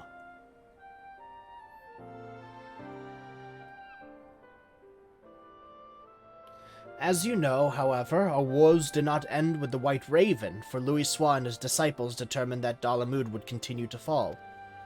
In a last-ditch bid to prevent the realm's annihilation, the Circle of Knowing issued a request to the Eorzean Alliance to secure the Cartano Flats where the Red Moon was expected to crash. 'Twas no simple task, for the entirety of the 7th Legion had amassed in Cartano, but it was necessary in order to perform a ritual to stop Dalamud, a ritual that invoked the power of the 12. So it was that the Battle of Cartano was joined, and I dare say you know how the tale continues. To everyone's shock, the Elder Primal Bahamut emerged from Dalamud and proceeded to crash his fury upon the realm. So I'm guessing this is more for, like, this whole quest line seems to be for people who don't know the full backstory behind Final Fantasy XIV, like the end game of 1.0, how it all came together. This seems like a massive recap of all of that. Aye, and though all bore witness as Louisoix initiated the ritual, none remember what came to pass afterwards, neither what happened to Bahamut, nor why the realm was reborn. The haze that afflicted memories of the calamity, but people remember events prior to that moment, yes? If so, do you know if anyone was near Louisoix during the battle? Someone who may have spoken with him? If someone was near him, I'm afraid I do not know. He was atop a rise for the ritual while I was a good distance away on the front lines. My apologies. No, please don't apologize. You've shared a wealth of information and I couldn't ask for more. Well, if you're satisfied, then so am I. With that, I shall return to my duties. I look forward to reading the biography when it's finished.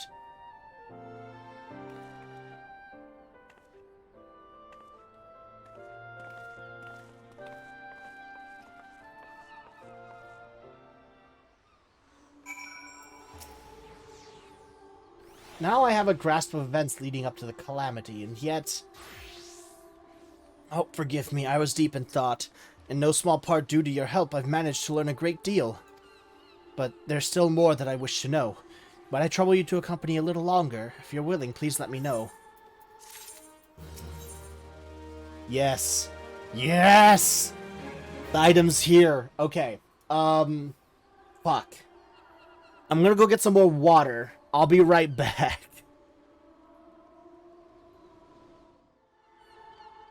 F? What do you mean F? Why are you putting F's in chat? I didn't fucking die.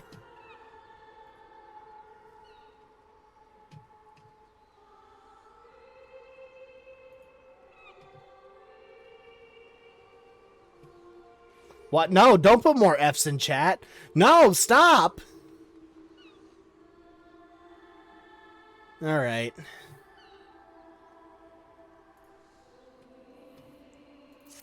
Except... You'll continue accompanying me then? Wonderful! Come, let's head to the Drowning Wench to discuss our next move.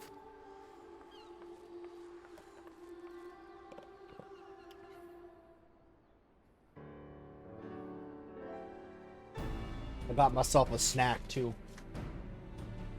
I got myself a bean, cheese, and rice burrito. Oh, shit.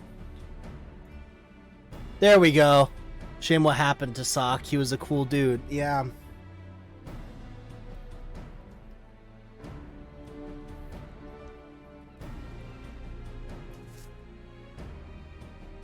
What a shame.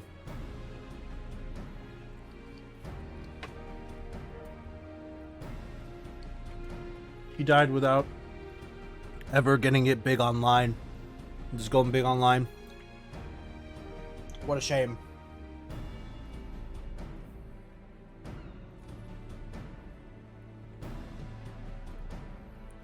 If you could put your eulogies, your final wishes for him in chat.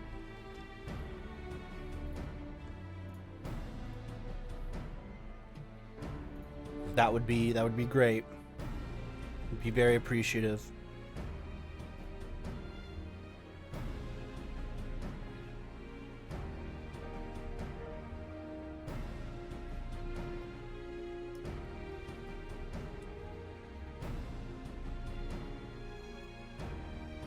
Too bad he put work first. Yeah, I would put work first. I want to buy Warhammer. Research proceeds apace so far. We've even learned things not found in literature. But tell me, based on what you heard from our interviews, what is your opinion of Louisoix? Others deserve more credit. He was an exceptional leader. I agree. He possessed great leadership. If not, he couldn't have established the framework to realize his plans, no matter how brilliant they may have been. What struck me was how grateful the interviewees were to Louisoix for bringing their nations together in cooperation. It was nothing short of necessary for our survival. Yet in knowing this, I can't help but wonder. In his capacity as a tactician, it seems that he had done more than enough by devising a plan and facilitating its execution. He went far beyond that, risking life and limb on the front lines for a land not his own. Perhaps he needed to be there for the ritual. Perhaps he felt a sense of duty. Even so, as noble as it is to desire to help others, what good is it if you end up sacrificing yourself? What was it that compelled Louisoix to go to Cartano, and what went through his mind as the battle unfolded? In order to do his biography justice, I feel I need to know these things. I wonder if, like MSQ, they did an adjustment for legacy players. Maybe. Louisoix had people near him at the time. Perhaps he shared words with them in his final moments, words that could provide some insights. But where to begin searching for such individuals, assuming they exist?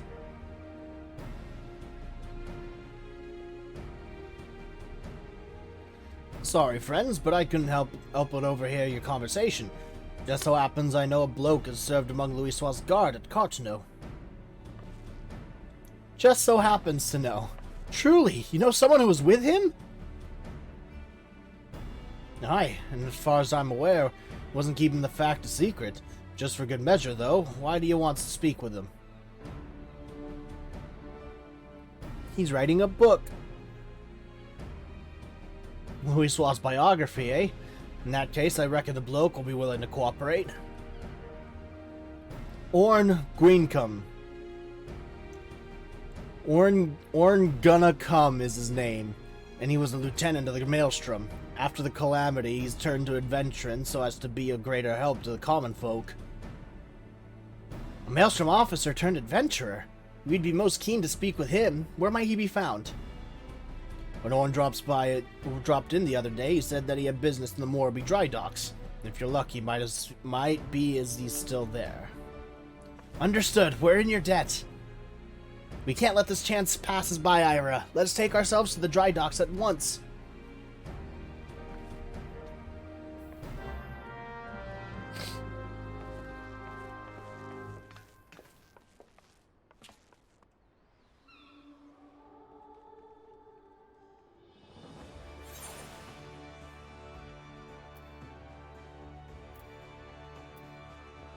Alright, over to the Morby dry docks.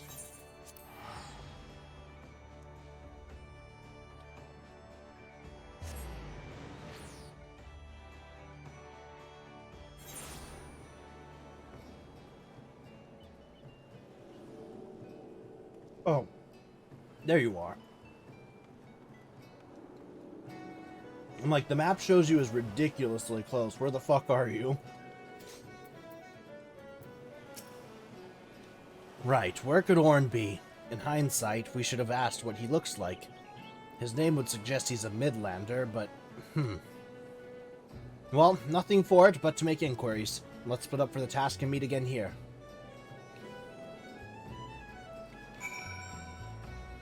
A Midlander, huh?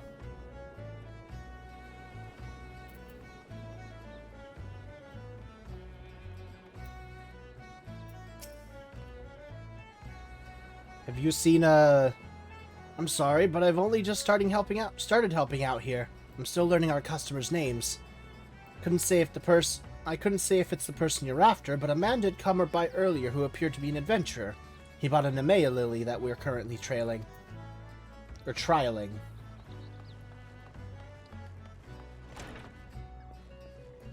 Downstairs?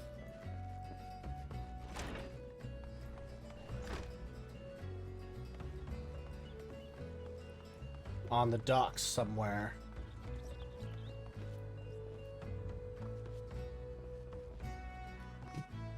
Ah, there you are. Veteran shipwright.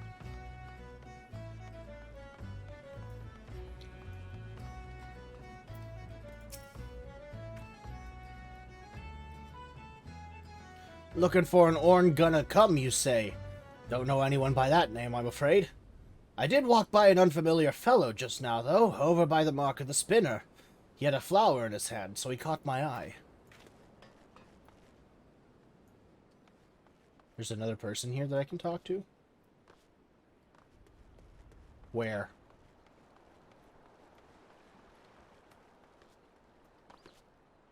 Why can't I get on top of these things?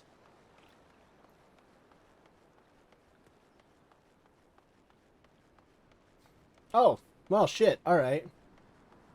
Rogadin Porter.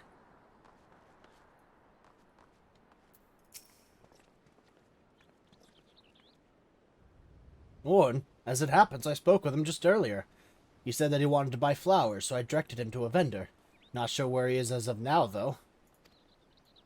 You have an inkling as to where Orn might be. Time to rejoin Nananji. So we gotta go find Mr. I'm about to come. There you are, Ira. Were you able to learn anything? So a man who could be Orn bought an Amaya lily, then went to the mark of the spinner. If we hurry there, we might be able to find him. Let's go. What the fuck? Nice. Alright.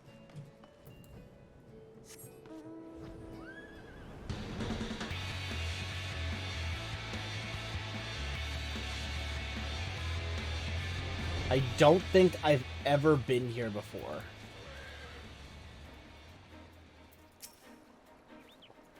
If he was only just seen, he should still be nearby.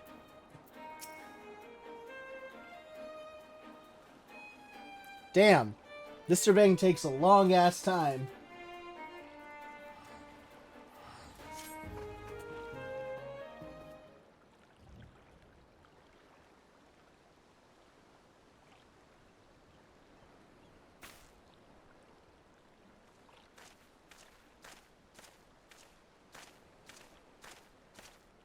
Hello, Estinian with sideburns.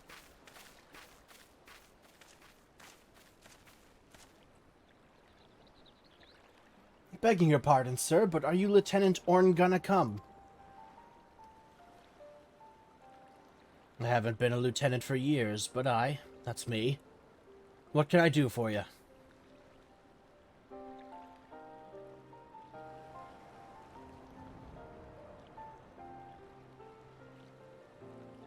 I realize this is sudden, but...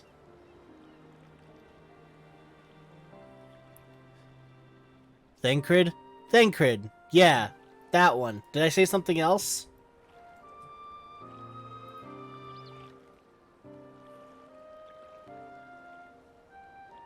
So, you're writing Louisoix's biography and want to hear my account as someone who was near on hand at Cartano.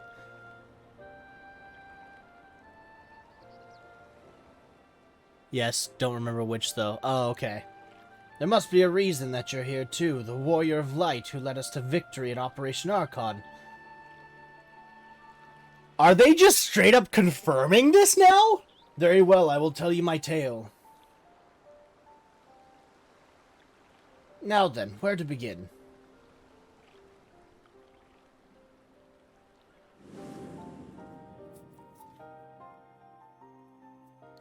As you know, the battle was fought over the land where Dalamud was expected to fall. In the beginning, neither side was able to gain the upper hand. Both the Imperials deployed their Magitech armor, our ranks were thrown into disarray. Did I say Estinian? Whatever.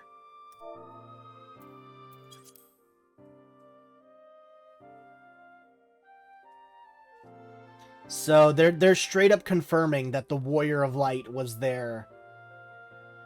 saving the realm. The beginning of the other side was able to... Both are dull. Okay. When the Imperials deployed magic... Okay. Those charged with protecting Louisoix like me could only watch the carnage from afar. Though our forces managed to hold out thanks to the adventurer contingent, we sustained grievous casualties. But the real tragedy was what followed. As Dalamud hurtled towards us, it began shedding fragments of itself before finally bursting open to unleash the primal Bahamut.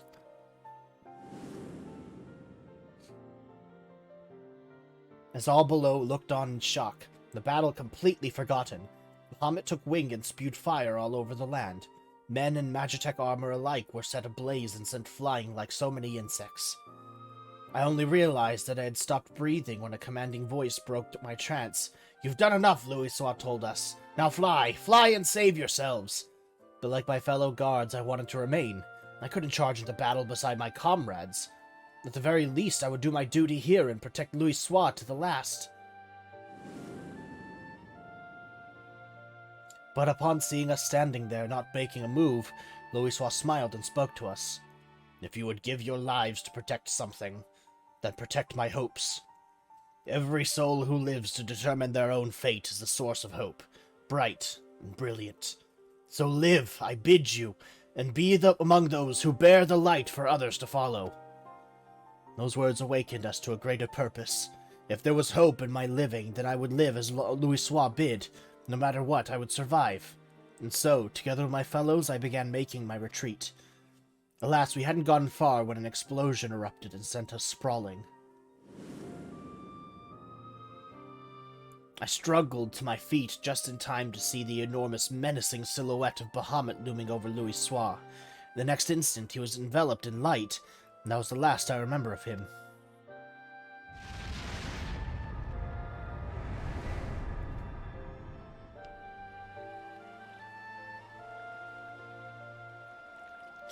Louisoix's final moment.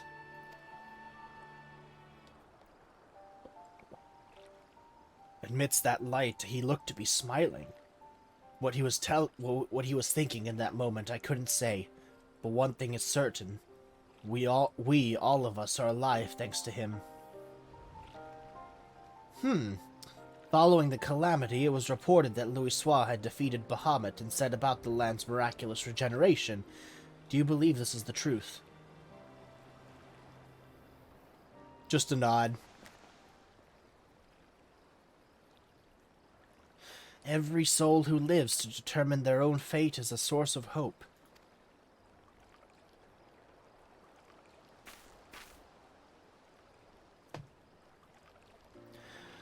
What we've learned has reaffirmed my belief, Ira. The belief that Louisoix was not an all-powerful savior one reads about in tales, but merely an ordinary man. But that man never forsook Eorzea. No, he stood for this realm to the last. He and countless other brave souls and saved it from being a scorched waste. Against the unimaginable adversity he fought, at the cost of his life, paved the way to a brighter future for us all. The least I can do in return is to tell his story, spread his message that, where there is life, there is hope.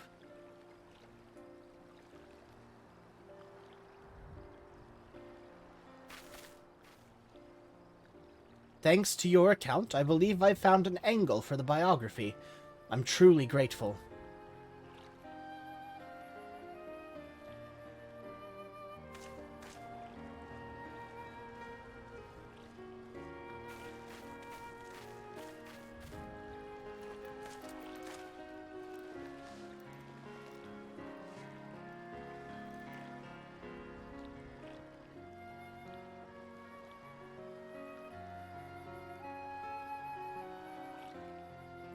Would you care to offer a prayer as well? The prayer that the light of hope which Louisoix preserved shall ever burn bright.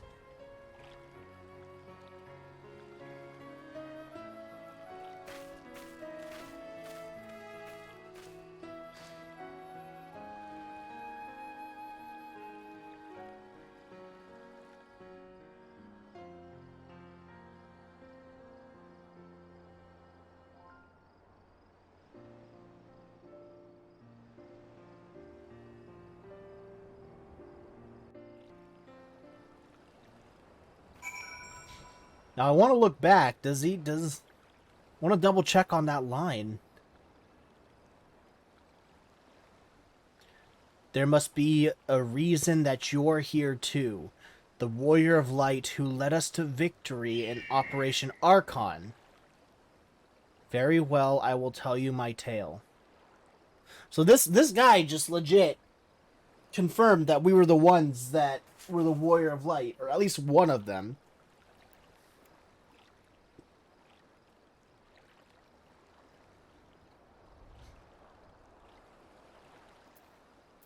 Interesting.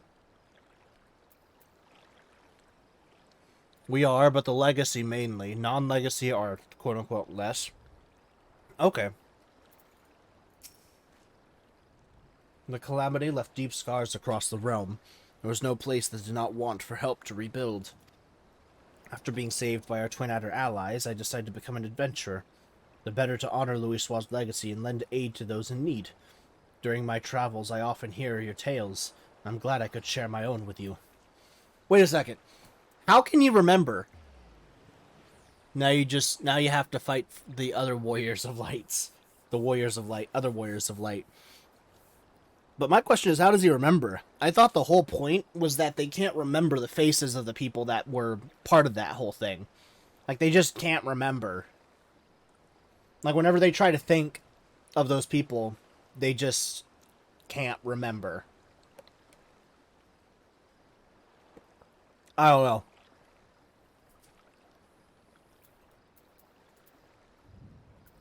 Come on. There we go. Allow me to thank you again for recounting your experiences to us. Nay, 'tis I who owes thanks for giving me the chance to share Louisoix's words.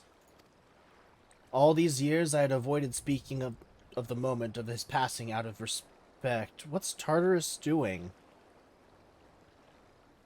Oh, surveying the area. But it would not do to take the tale to my grave. Through the biography, it is my hope that his spirit will live on in all of us. Now then, if you'll excuse me, I shall resume my pilgrimage to the marks. Wherever your travels take you, I shall be praying for your safety. The May lilies, the symbol of safe passage. As Louisoix stood there in Cartano, I wonder if he likewise prayed for someone's safety. At any rate, these interviews have yielded everything I had hoped for and more. Come, let's return to Ul'dah. I'll have your reward for you at Ul'dah at the Hall of Flames.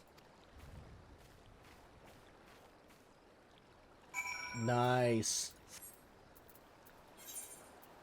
We can finally finish this!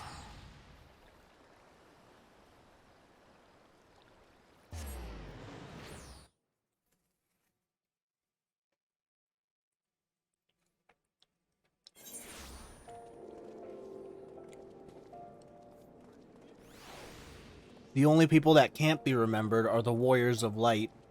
Player characters from 1.0. Oh! Okay.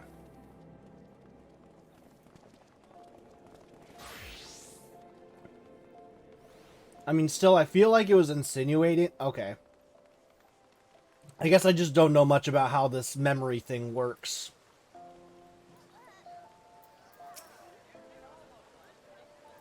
There you are. I ended up troubling you longer than I had intended, but it was truly a fruitful series of interviews. How fortunate that we could hear from those who lived that fateful time.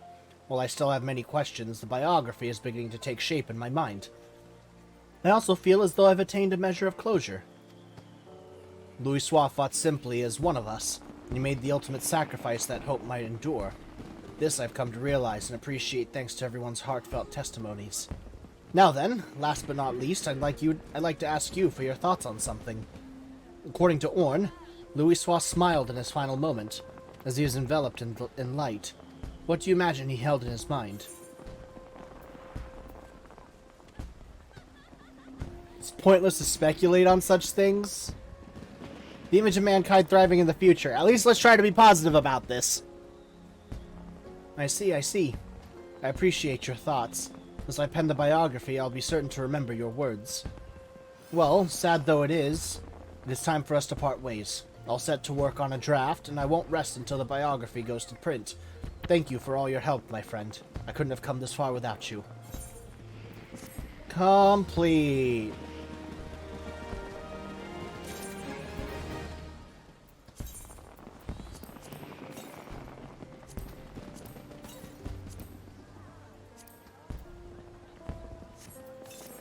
There.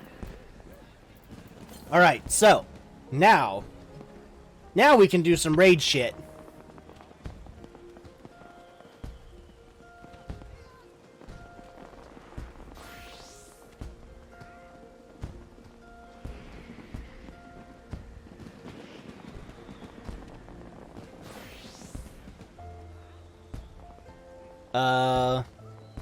Endwalker, Alliance raids, unlock the Realm of the Gods, Quest Giver, Raha!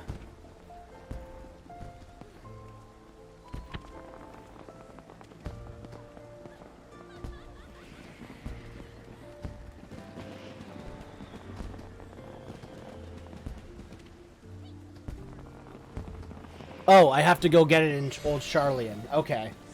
I'm looking at the missions that I need to do in order to get it. So, let's go over to I think it's Norvrent? No, not Norvrent. Norvrent is Shadowbringers. Northern Empty? Yeah, there we go. Old Charlian. GG. Fisting Grandpa time. Okay.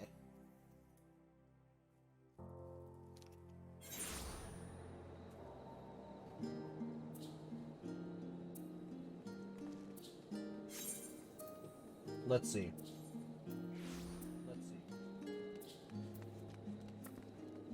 Why do I hear myself? Oh, I'm looking at the stream. Okay. Just gonna mute that. So, Baldezian Annex.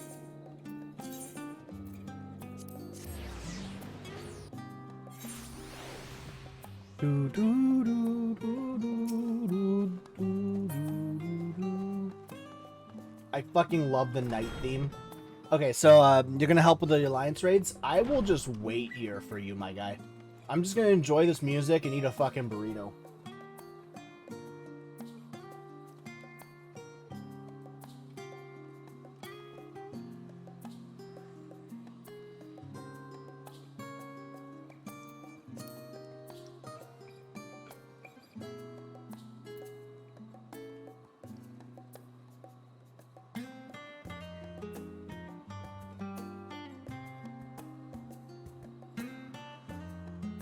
You're in a dungeon, but once you're out. Okay. Still, I'm gonna finish up my burrito, and I'll start the mission.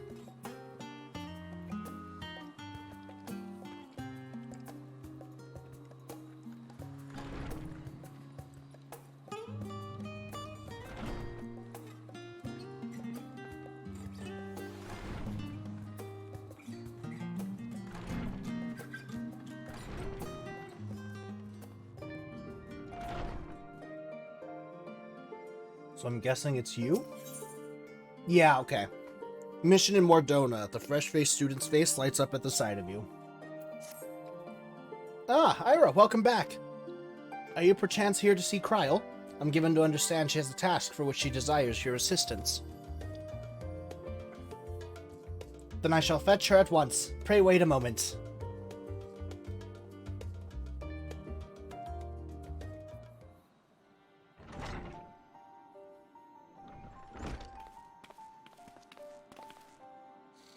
Raha!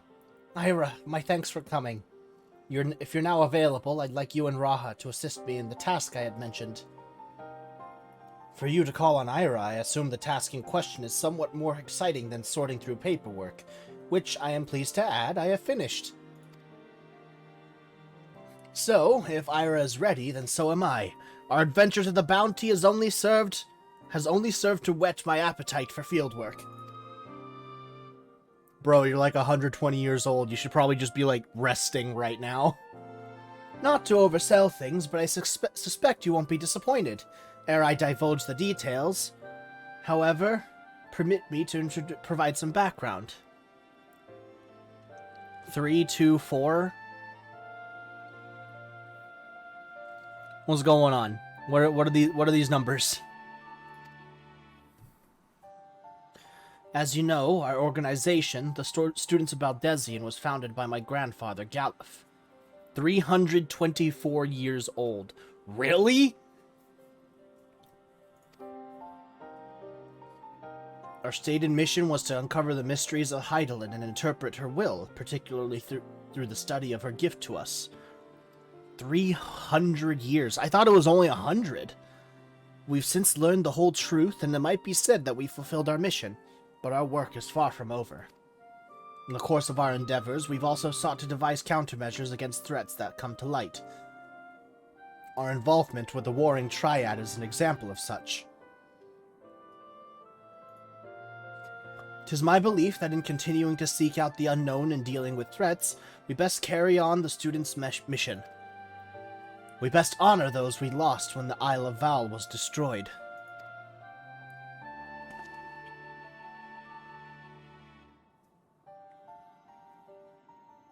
Forgive me, I didn't mean to darken the mood. In saying all this, I simply wanted to clarify our organization's purpose for a new age. In line with said purpose, I've been reviewing new requests, and one in particular jumped out at me. It comes from none other than Rambros, the Sons of St. Koinek. Oh, good old Rambros. Big bulky dude. I'm in the annex, thank you. Truly, has something happened in Mordona then? I wonder if Raha's met up with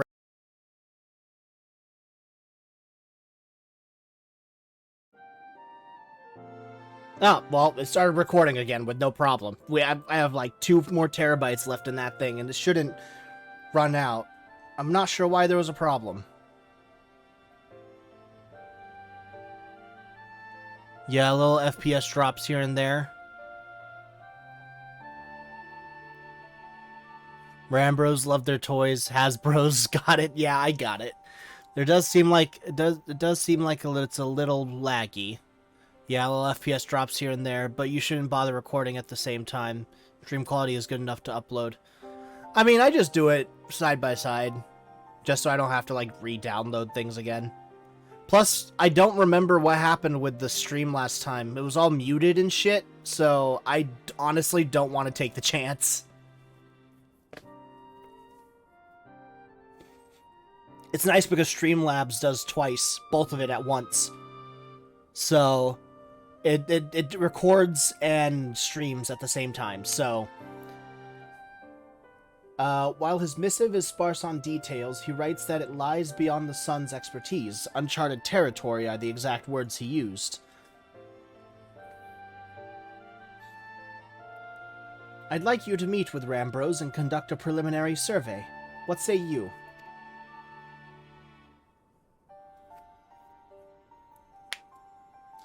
Wonderful. When you are ready, pray make your way to Revenant's Toll.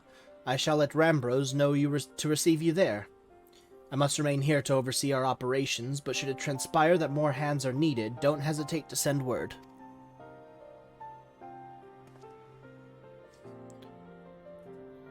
Well, there's no time like the present. If you could go on ahead to Revenant's Toll, I shall make ready and then be on my way.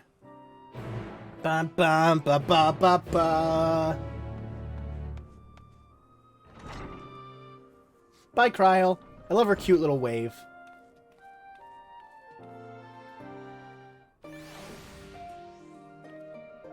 Rambros preliminary.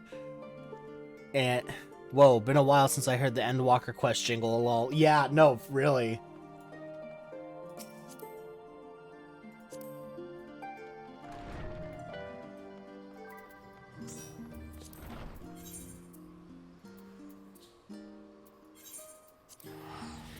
Head over to Revenant's Toll.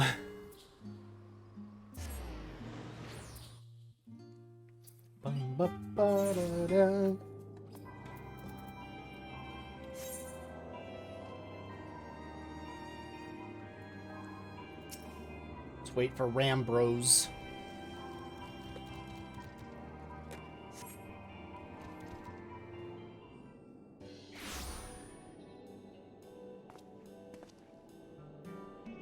Graha and Ira taking on the world. There you are, Ira. 'Twould seem we are early. My apologies for the wait. It's good to see him again. Although I guess I could, like, go there anytime to see him. Rambros, what a pleasure it is to see you again. How have you been? The pleasure's all mine, my friend. I've been well, and it gladdens me to see that you are too. Now, I know you have many demands upon your time, so I shall explain the particulars of our request at once. Recently, an explorer came to us who claimed to have discovered the Phantom Realm.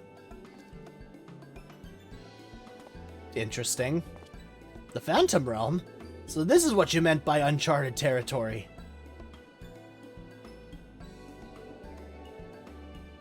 I went as far as 6.2, then made my new character. My new character is in 5.3 at the moment, but each X pack I get, all my classes capped on its levels, do all tribes, plus side quests. Almost done with Shadowbringers, though. K-Sawk, do you want rubber?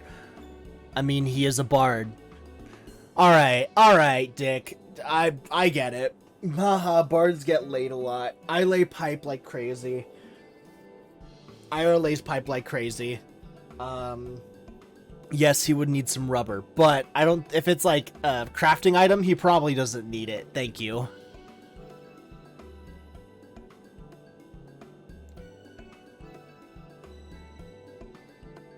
You're not familiar, perhaps unsurprising, given that it's a lesser-known legend. This legend holds that, across Eorzea, there exists a realm that appears as a mirage. Though visible from a distance, it fades away as one draws near. While it has featured in myth since ancient times, the realm's existence could not be proven, and thus it is seldom mentioned in literature. In spite of this, fueled by rumors of the occasional sighting, the myth has persisted and continues to capture the hearts and minds of explorers.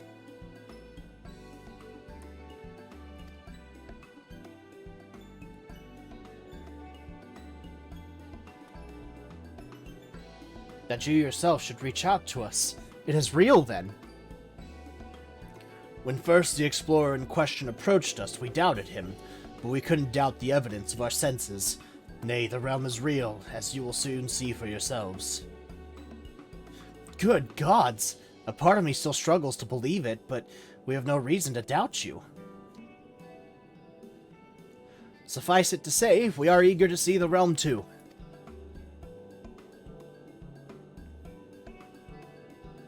Get your bum primed. Gonna go elbow deep. He doesn't even know the hyper kink mechanic. Excuse me, what? Whatever truth awaits, I pray you will succeed in finding it. Seek out the explorer, one Derek. He has seen more of the realm than us, and should be willing to serve as your guide. He will soon, LMFAO, you're not ready. I'll ask Alora to make sure that I'm ready. I asked him to accompany me here, but he preferred to continue exploring on his own. He'll be somewhere near the banks of Silvertear Lake, I expect. Understood. Our thanks, Rambros.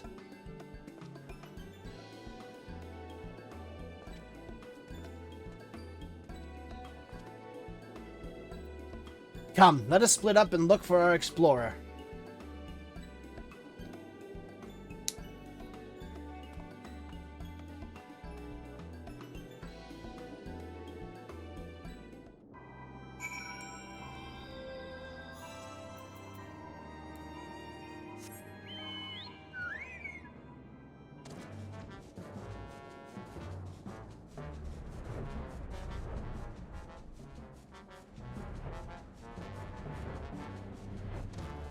Point of interest. So do we have to, like, go to different points and, like, try and find it? Because I see another one down there.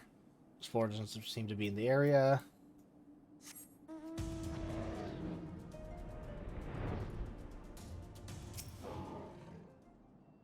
Oh shit, there's something down there. Baby Oppo.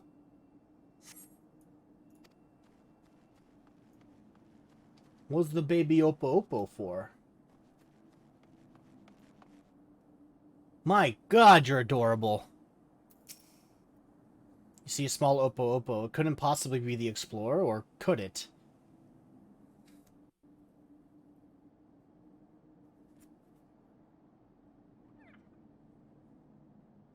What's this Mort-looking motherfucker?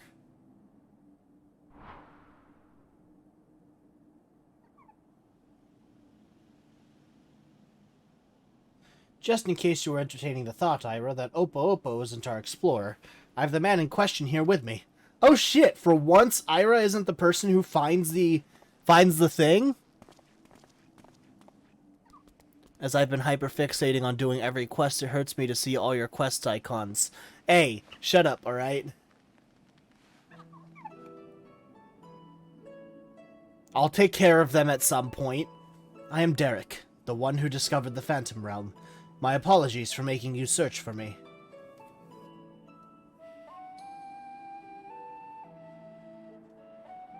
Curious about this creature, are you?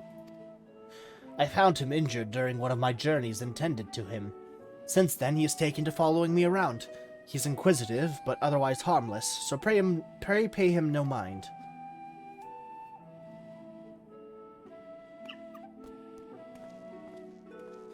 You are the hero who delivered our star from doom, are you not? What good fortune that one as capable as you should lend his aid.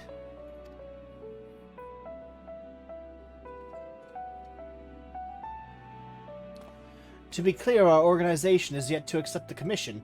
Before we can make a decision, we would conduct a preliminary survey. Will you guide us to the Phantom Realm?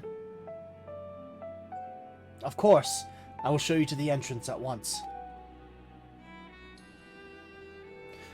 The gate to a realm long dreamed of by explorers.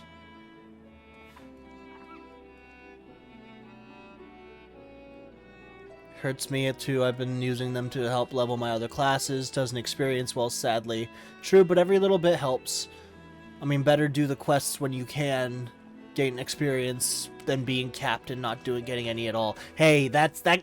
You giving a little dig at me? Oh shit! What did I miss? Wait, what are you? Oh, okay.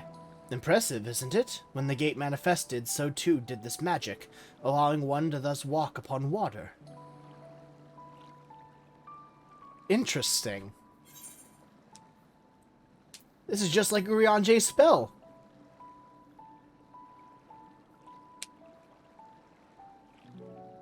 Someone conceived the means to do this at will. An intriguing individual. It's perfectly safe, I assure you. Come.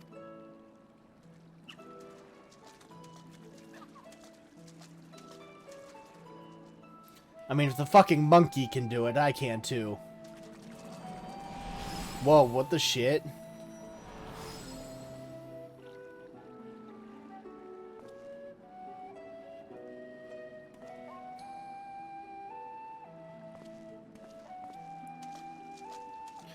Experience ×2, my Shadow Banger side quests gave me like 100k XP total. Level 74 to 75 is 3,532,000 experience, so literally almost 35 quests for one level. Urianje has a fear of water worse than a cat, yeah. By the 12, you truly can walk here. What magic is this? By what means is it perpetuated? Forgive me, let us continue on. No, don't apologize. I like it when you figure shit out.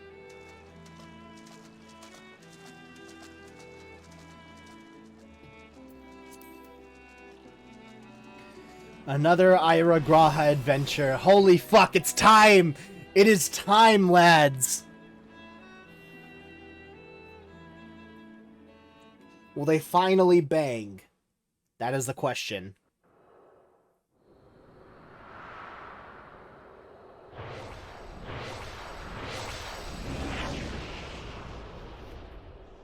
We both have the same pose. Yes. Fuck yeah!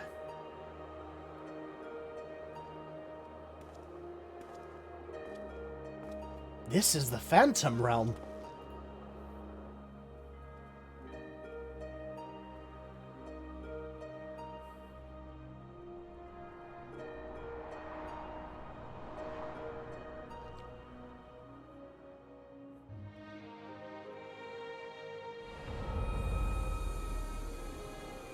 The Omphalos.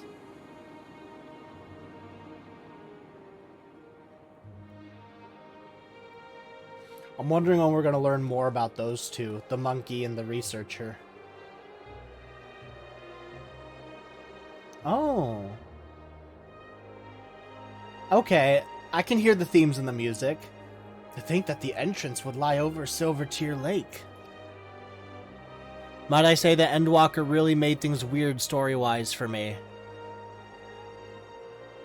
And Graha shall be added to Ira's harem.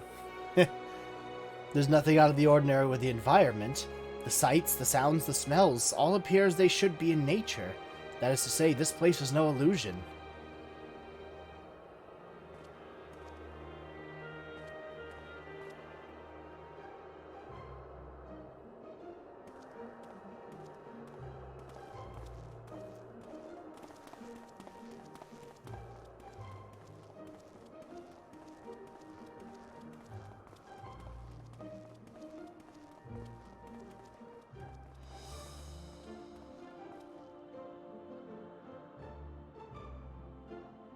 I bid you welcome to the navel of the Phantom Realm, the Omphalos.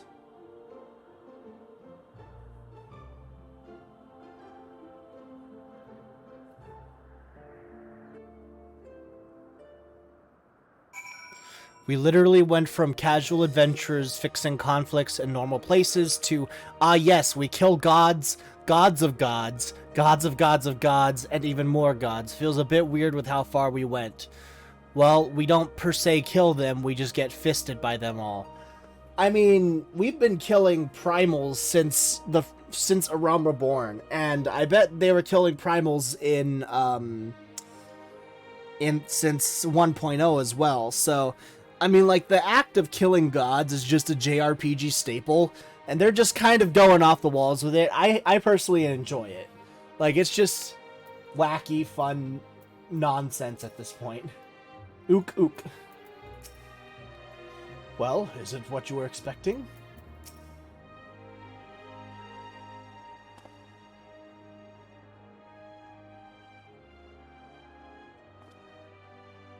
The Omphalos, you say this place is called.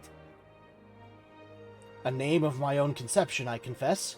I felt we needed something to call it by, lest you wonder the word means navel in an ancient tongue. An allusion to Mordona's location in the heart of Aldenard.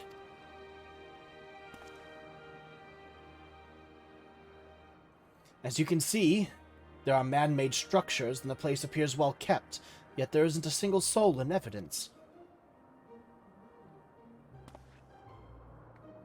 'Tis my hope that you will help me shed light upon this realm, to learn who created it, and to what end. I should also like to know why it has revealed itself now. Was it simply chance that kept it hidden, or something more?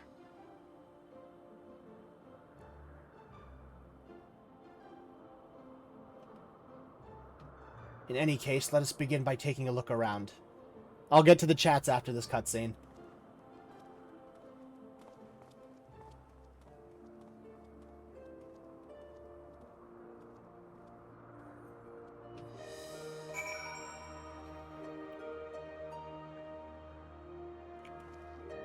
Primals to me was like pretty tame because it's just concentrated beasts with ethers.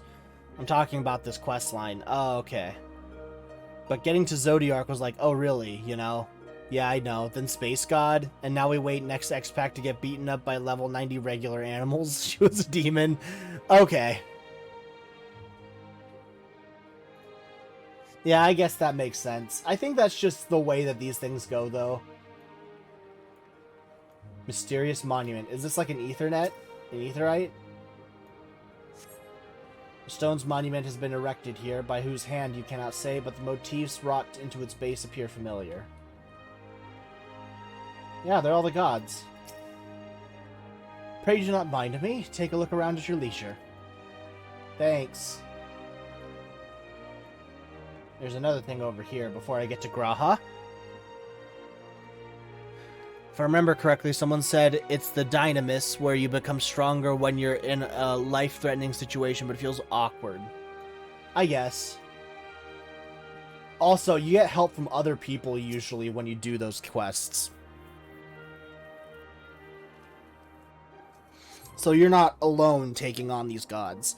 In the distance, you see what appears to be the Crystal Tower. Though the cloud makes it difficult to be sure, it would seem that you are in the sky above Silvertear Lake. Oh! Shit! No such isle could be seen from the outside, however. Are we just really fucking high up in the sky? Won't be able to port to this area. Gotcha. I thought I might as well check. Can you fish here, however? Oh no, it's all too shallow.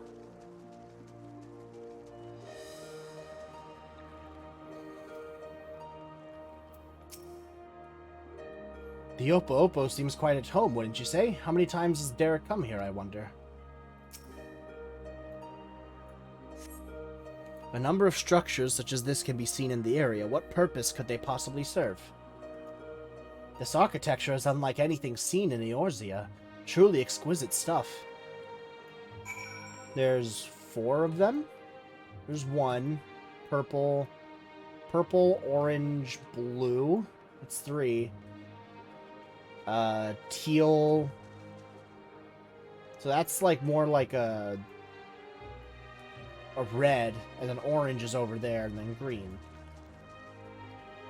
And you just got this thing in the middle here.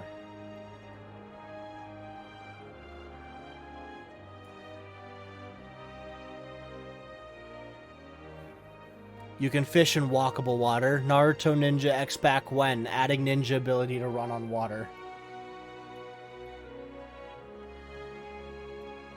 If I jump off this... I was gonna say, if I jump off this, can I just land in Silvertear Lake?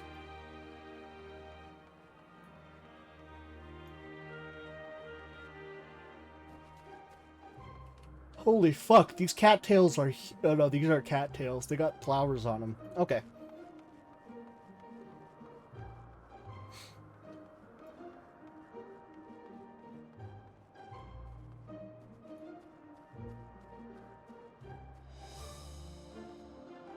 I can't jump on these things. Fuck yeah.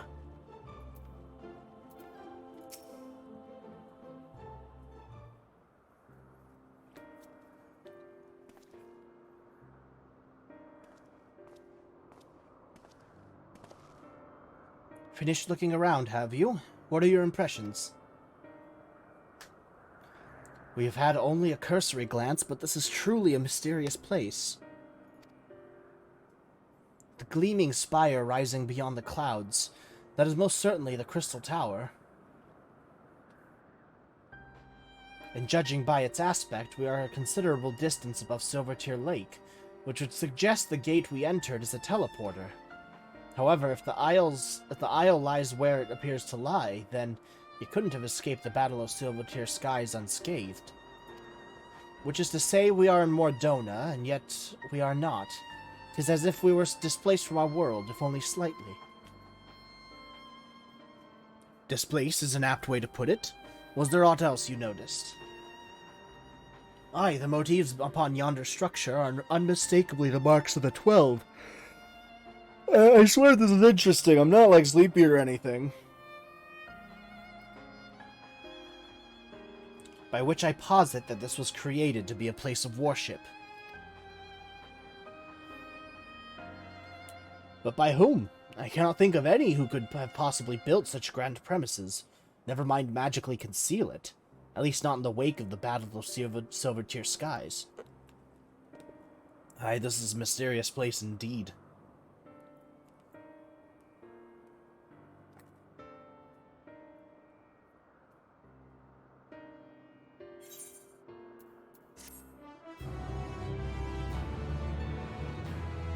Two gods per structure. Have y'all watched the 100? It's fine, you just remembered my videos and you had a yawn. Ah, yeah. No, your videos are great. Donovan's actually been watching a ton of your videos lately. I sleep. The realm of the gods. Can we maybe think of the realm of the mad gods?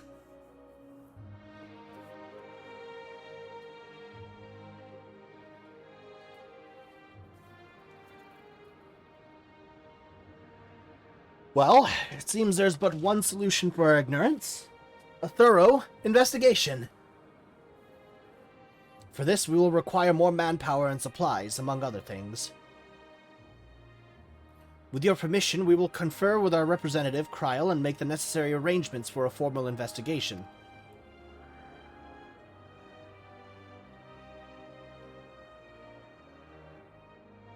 If that is what must be done to commence your work in earnest, then by all means. Without further ado, then, let us return to Charlian. Hold, mortals.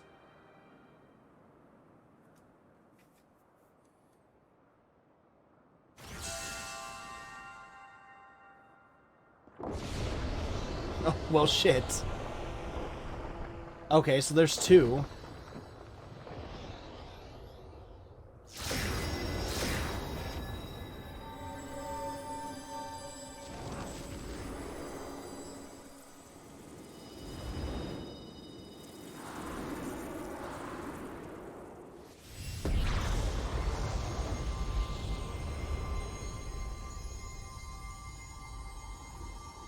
You profane the sacred realm with your very presence, and must answer for your irreverence. Holy shit! God damn, look at those calves and thighs, holy shit!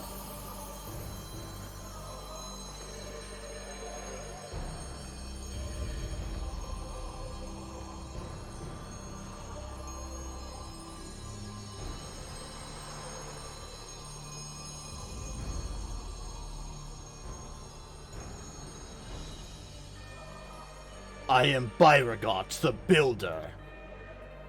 Okay, Bob. Bob? Byragot? Then the 12 are real. Let there be no doubt, we are not simulacra born of mortal faith. Nay, we 12 are divinities true. And in Hydaelyn's absence, we are the star's rightful rulers, its will.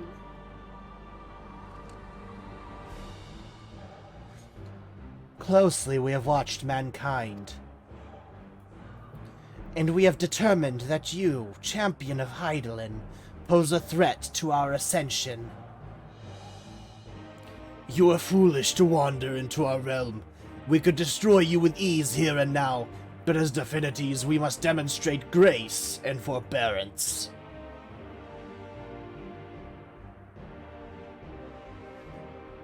There is but one path. We must weigh this mortal's worth. Here, let there be a trial. While the mortal would invariably be destroyed, it would at least provide us with a diversion. What? You suddenly appear and expect us to simply comply with your whims? Protest if you wish, but mortal logic means naught to gods. You will abide by our laws. Lo, the gateway to our sanctum lies open.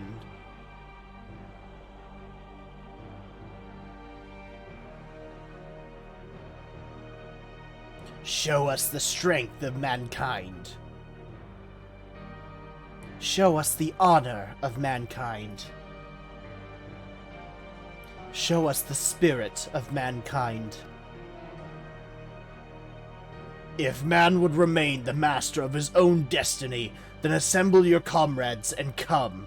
Come and prove your worthiness.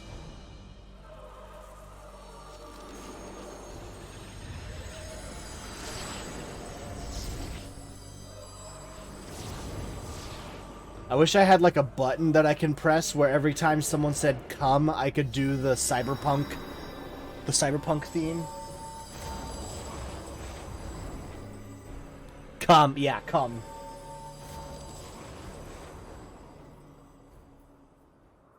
Like Orn gonna come. Well, what do we do with this information?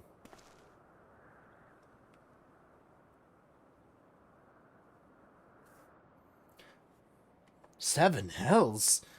During my previous forays, nothing like this ever happened. I encountered not a single soul, and certainly not gods. By their own admission, they mean to take over the star. What are we to do? We fight! And the situation has indeed taken an unexpected turn, but we must try to think clearly. The 12 have long been revered and worshipped in Eorzea, and myths about them abound. But to my knowledge, they have never thus appeared so openly before people. For these beings to suddenly reveal themselves just when we are here, claim supremacy over the star and challenge Ira to a trial. Too much about this feels odd, and it gives me pause. Fair enough. Yet as it stands, it seems we can't dismiss the threat either.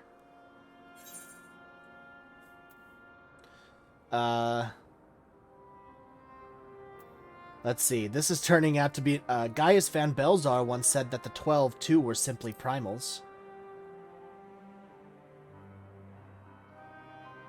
'Tis true that even Hydaelyn and Zodiac were primals, and we cannot discount the possibility, but we know too little to draw conclusions. In any event, if these beings seek dominion over the stars as they say, what happens here may have far-reaching implications. To that end, I believe we should take action. Suffice it to say, you are with me?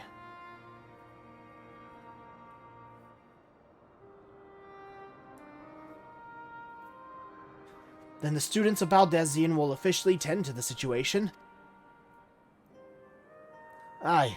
In the course of studying the star's mysteries, we have undertaken to deal with any threats that may arise. This is no different.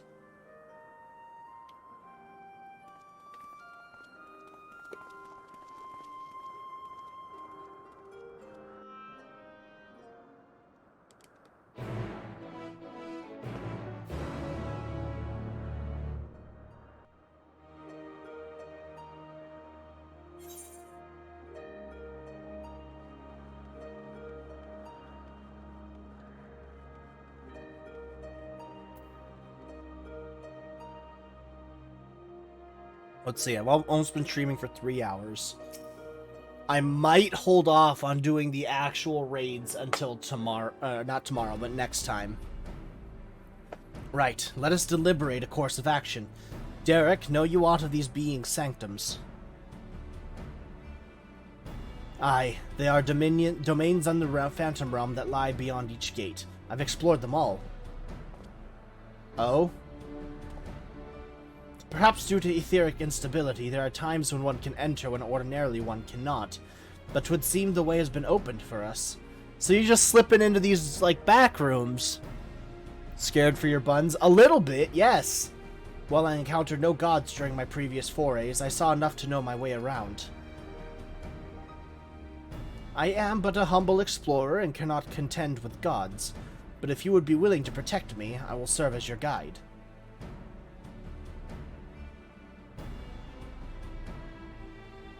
Assemble your comrades, Beauregard bade us.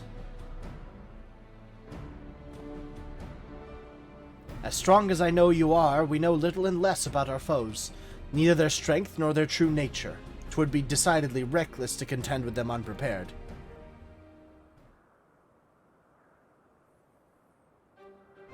And so, as much as I would like to accompany you, I shall do what affords us the best chance at victory. While you set forth to answer the god's challenge, I will work behind the scenes in my capacity as a student. For one, it would behoove us to arm ourselves with knowledge about the 12, and I shall begin by apprising Kryl of the situation. By thus utilizing our resources to the fullest, we shall overcome whatever trials await.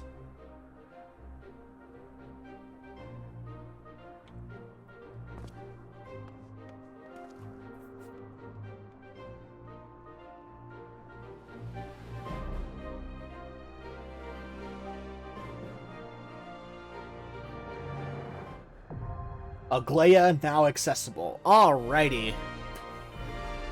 I am very scared for my buns. This is gonna suck. But I will hold off for this until next time. I do hope everybody here has enjoyed watching. Thanks for coming by. Thanks for chatting, you two. I really appreciate it. Fair, yeah. But I hope everybody here has a great rest of the day, rest of the week, rest of the year, or rest of the month, rest of the year, and of course a wonderfully great rest of your life. And I'll see you all next time. This is K-Sawk signing out. Bye, everybody!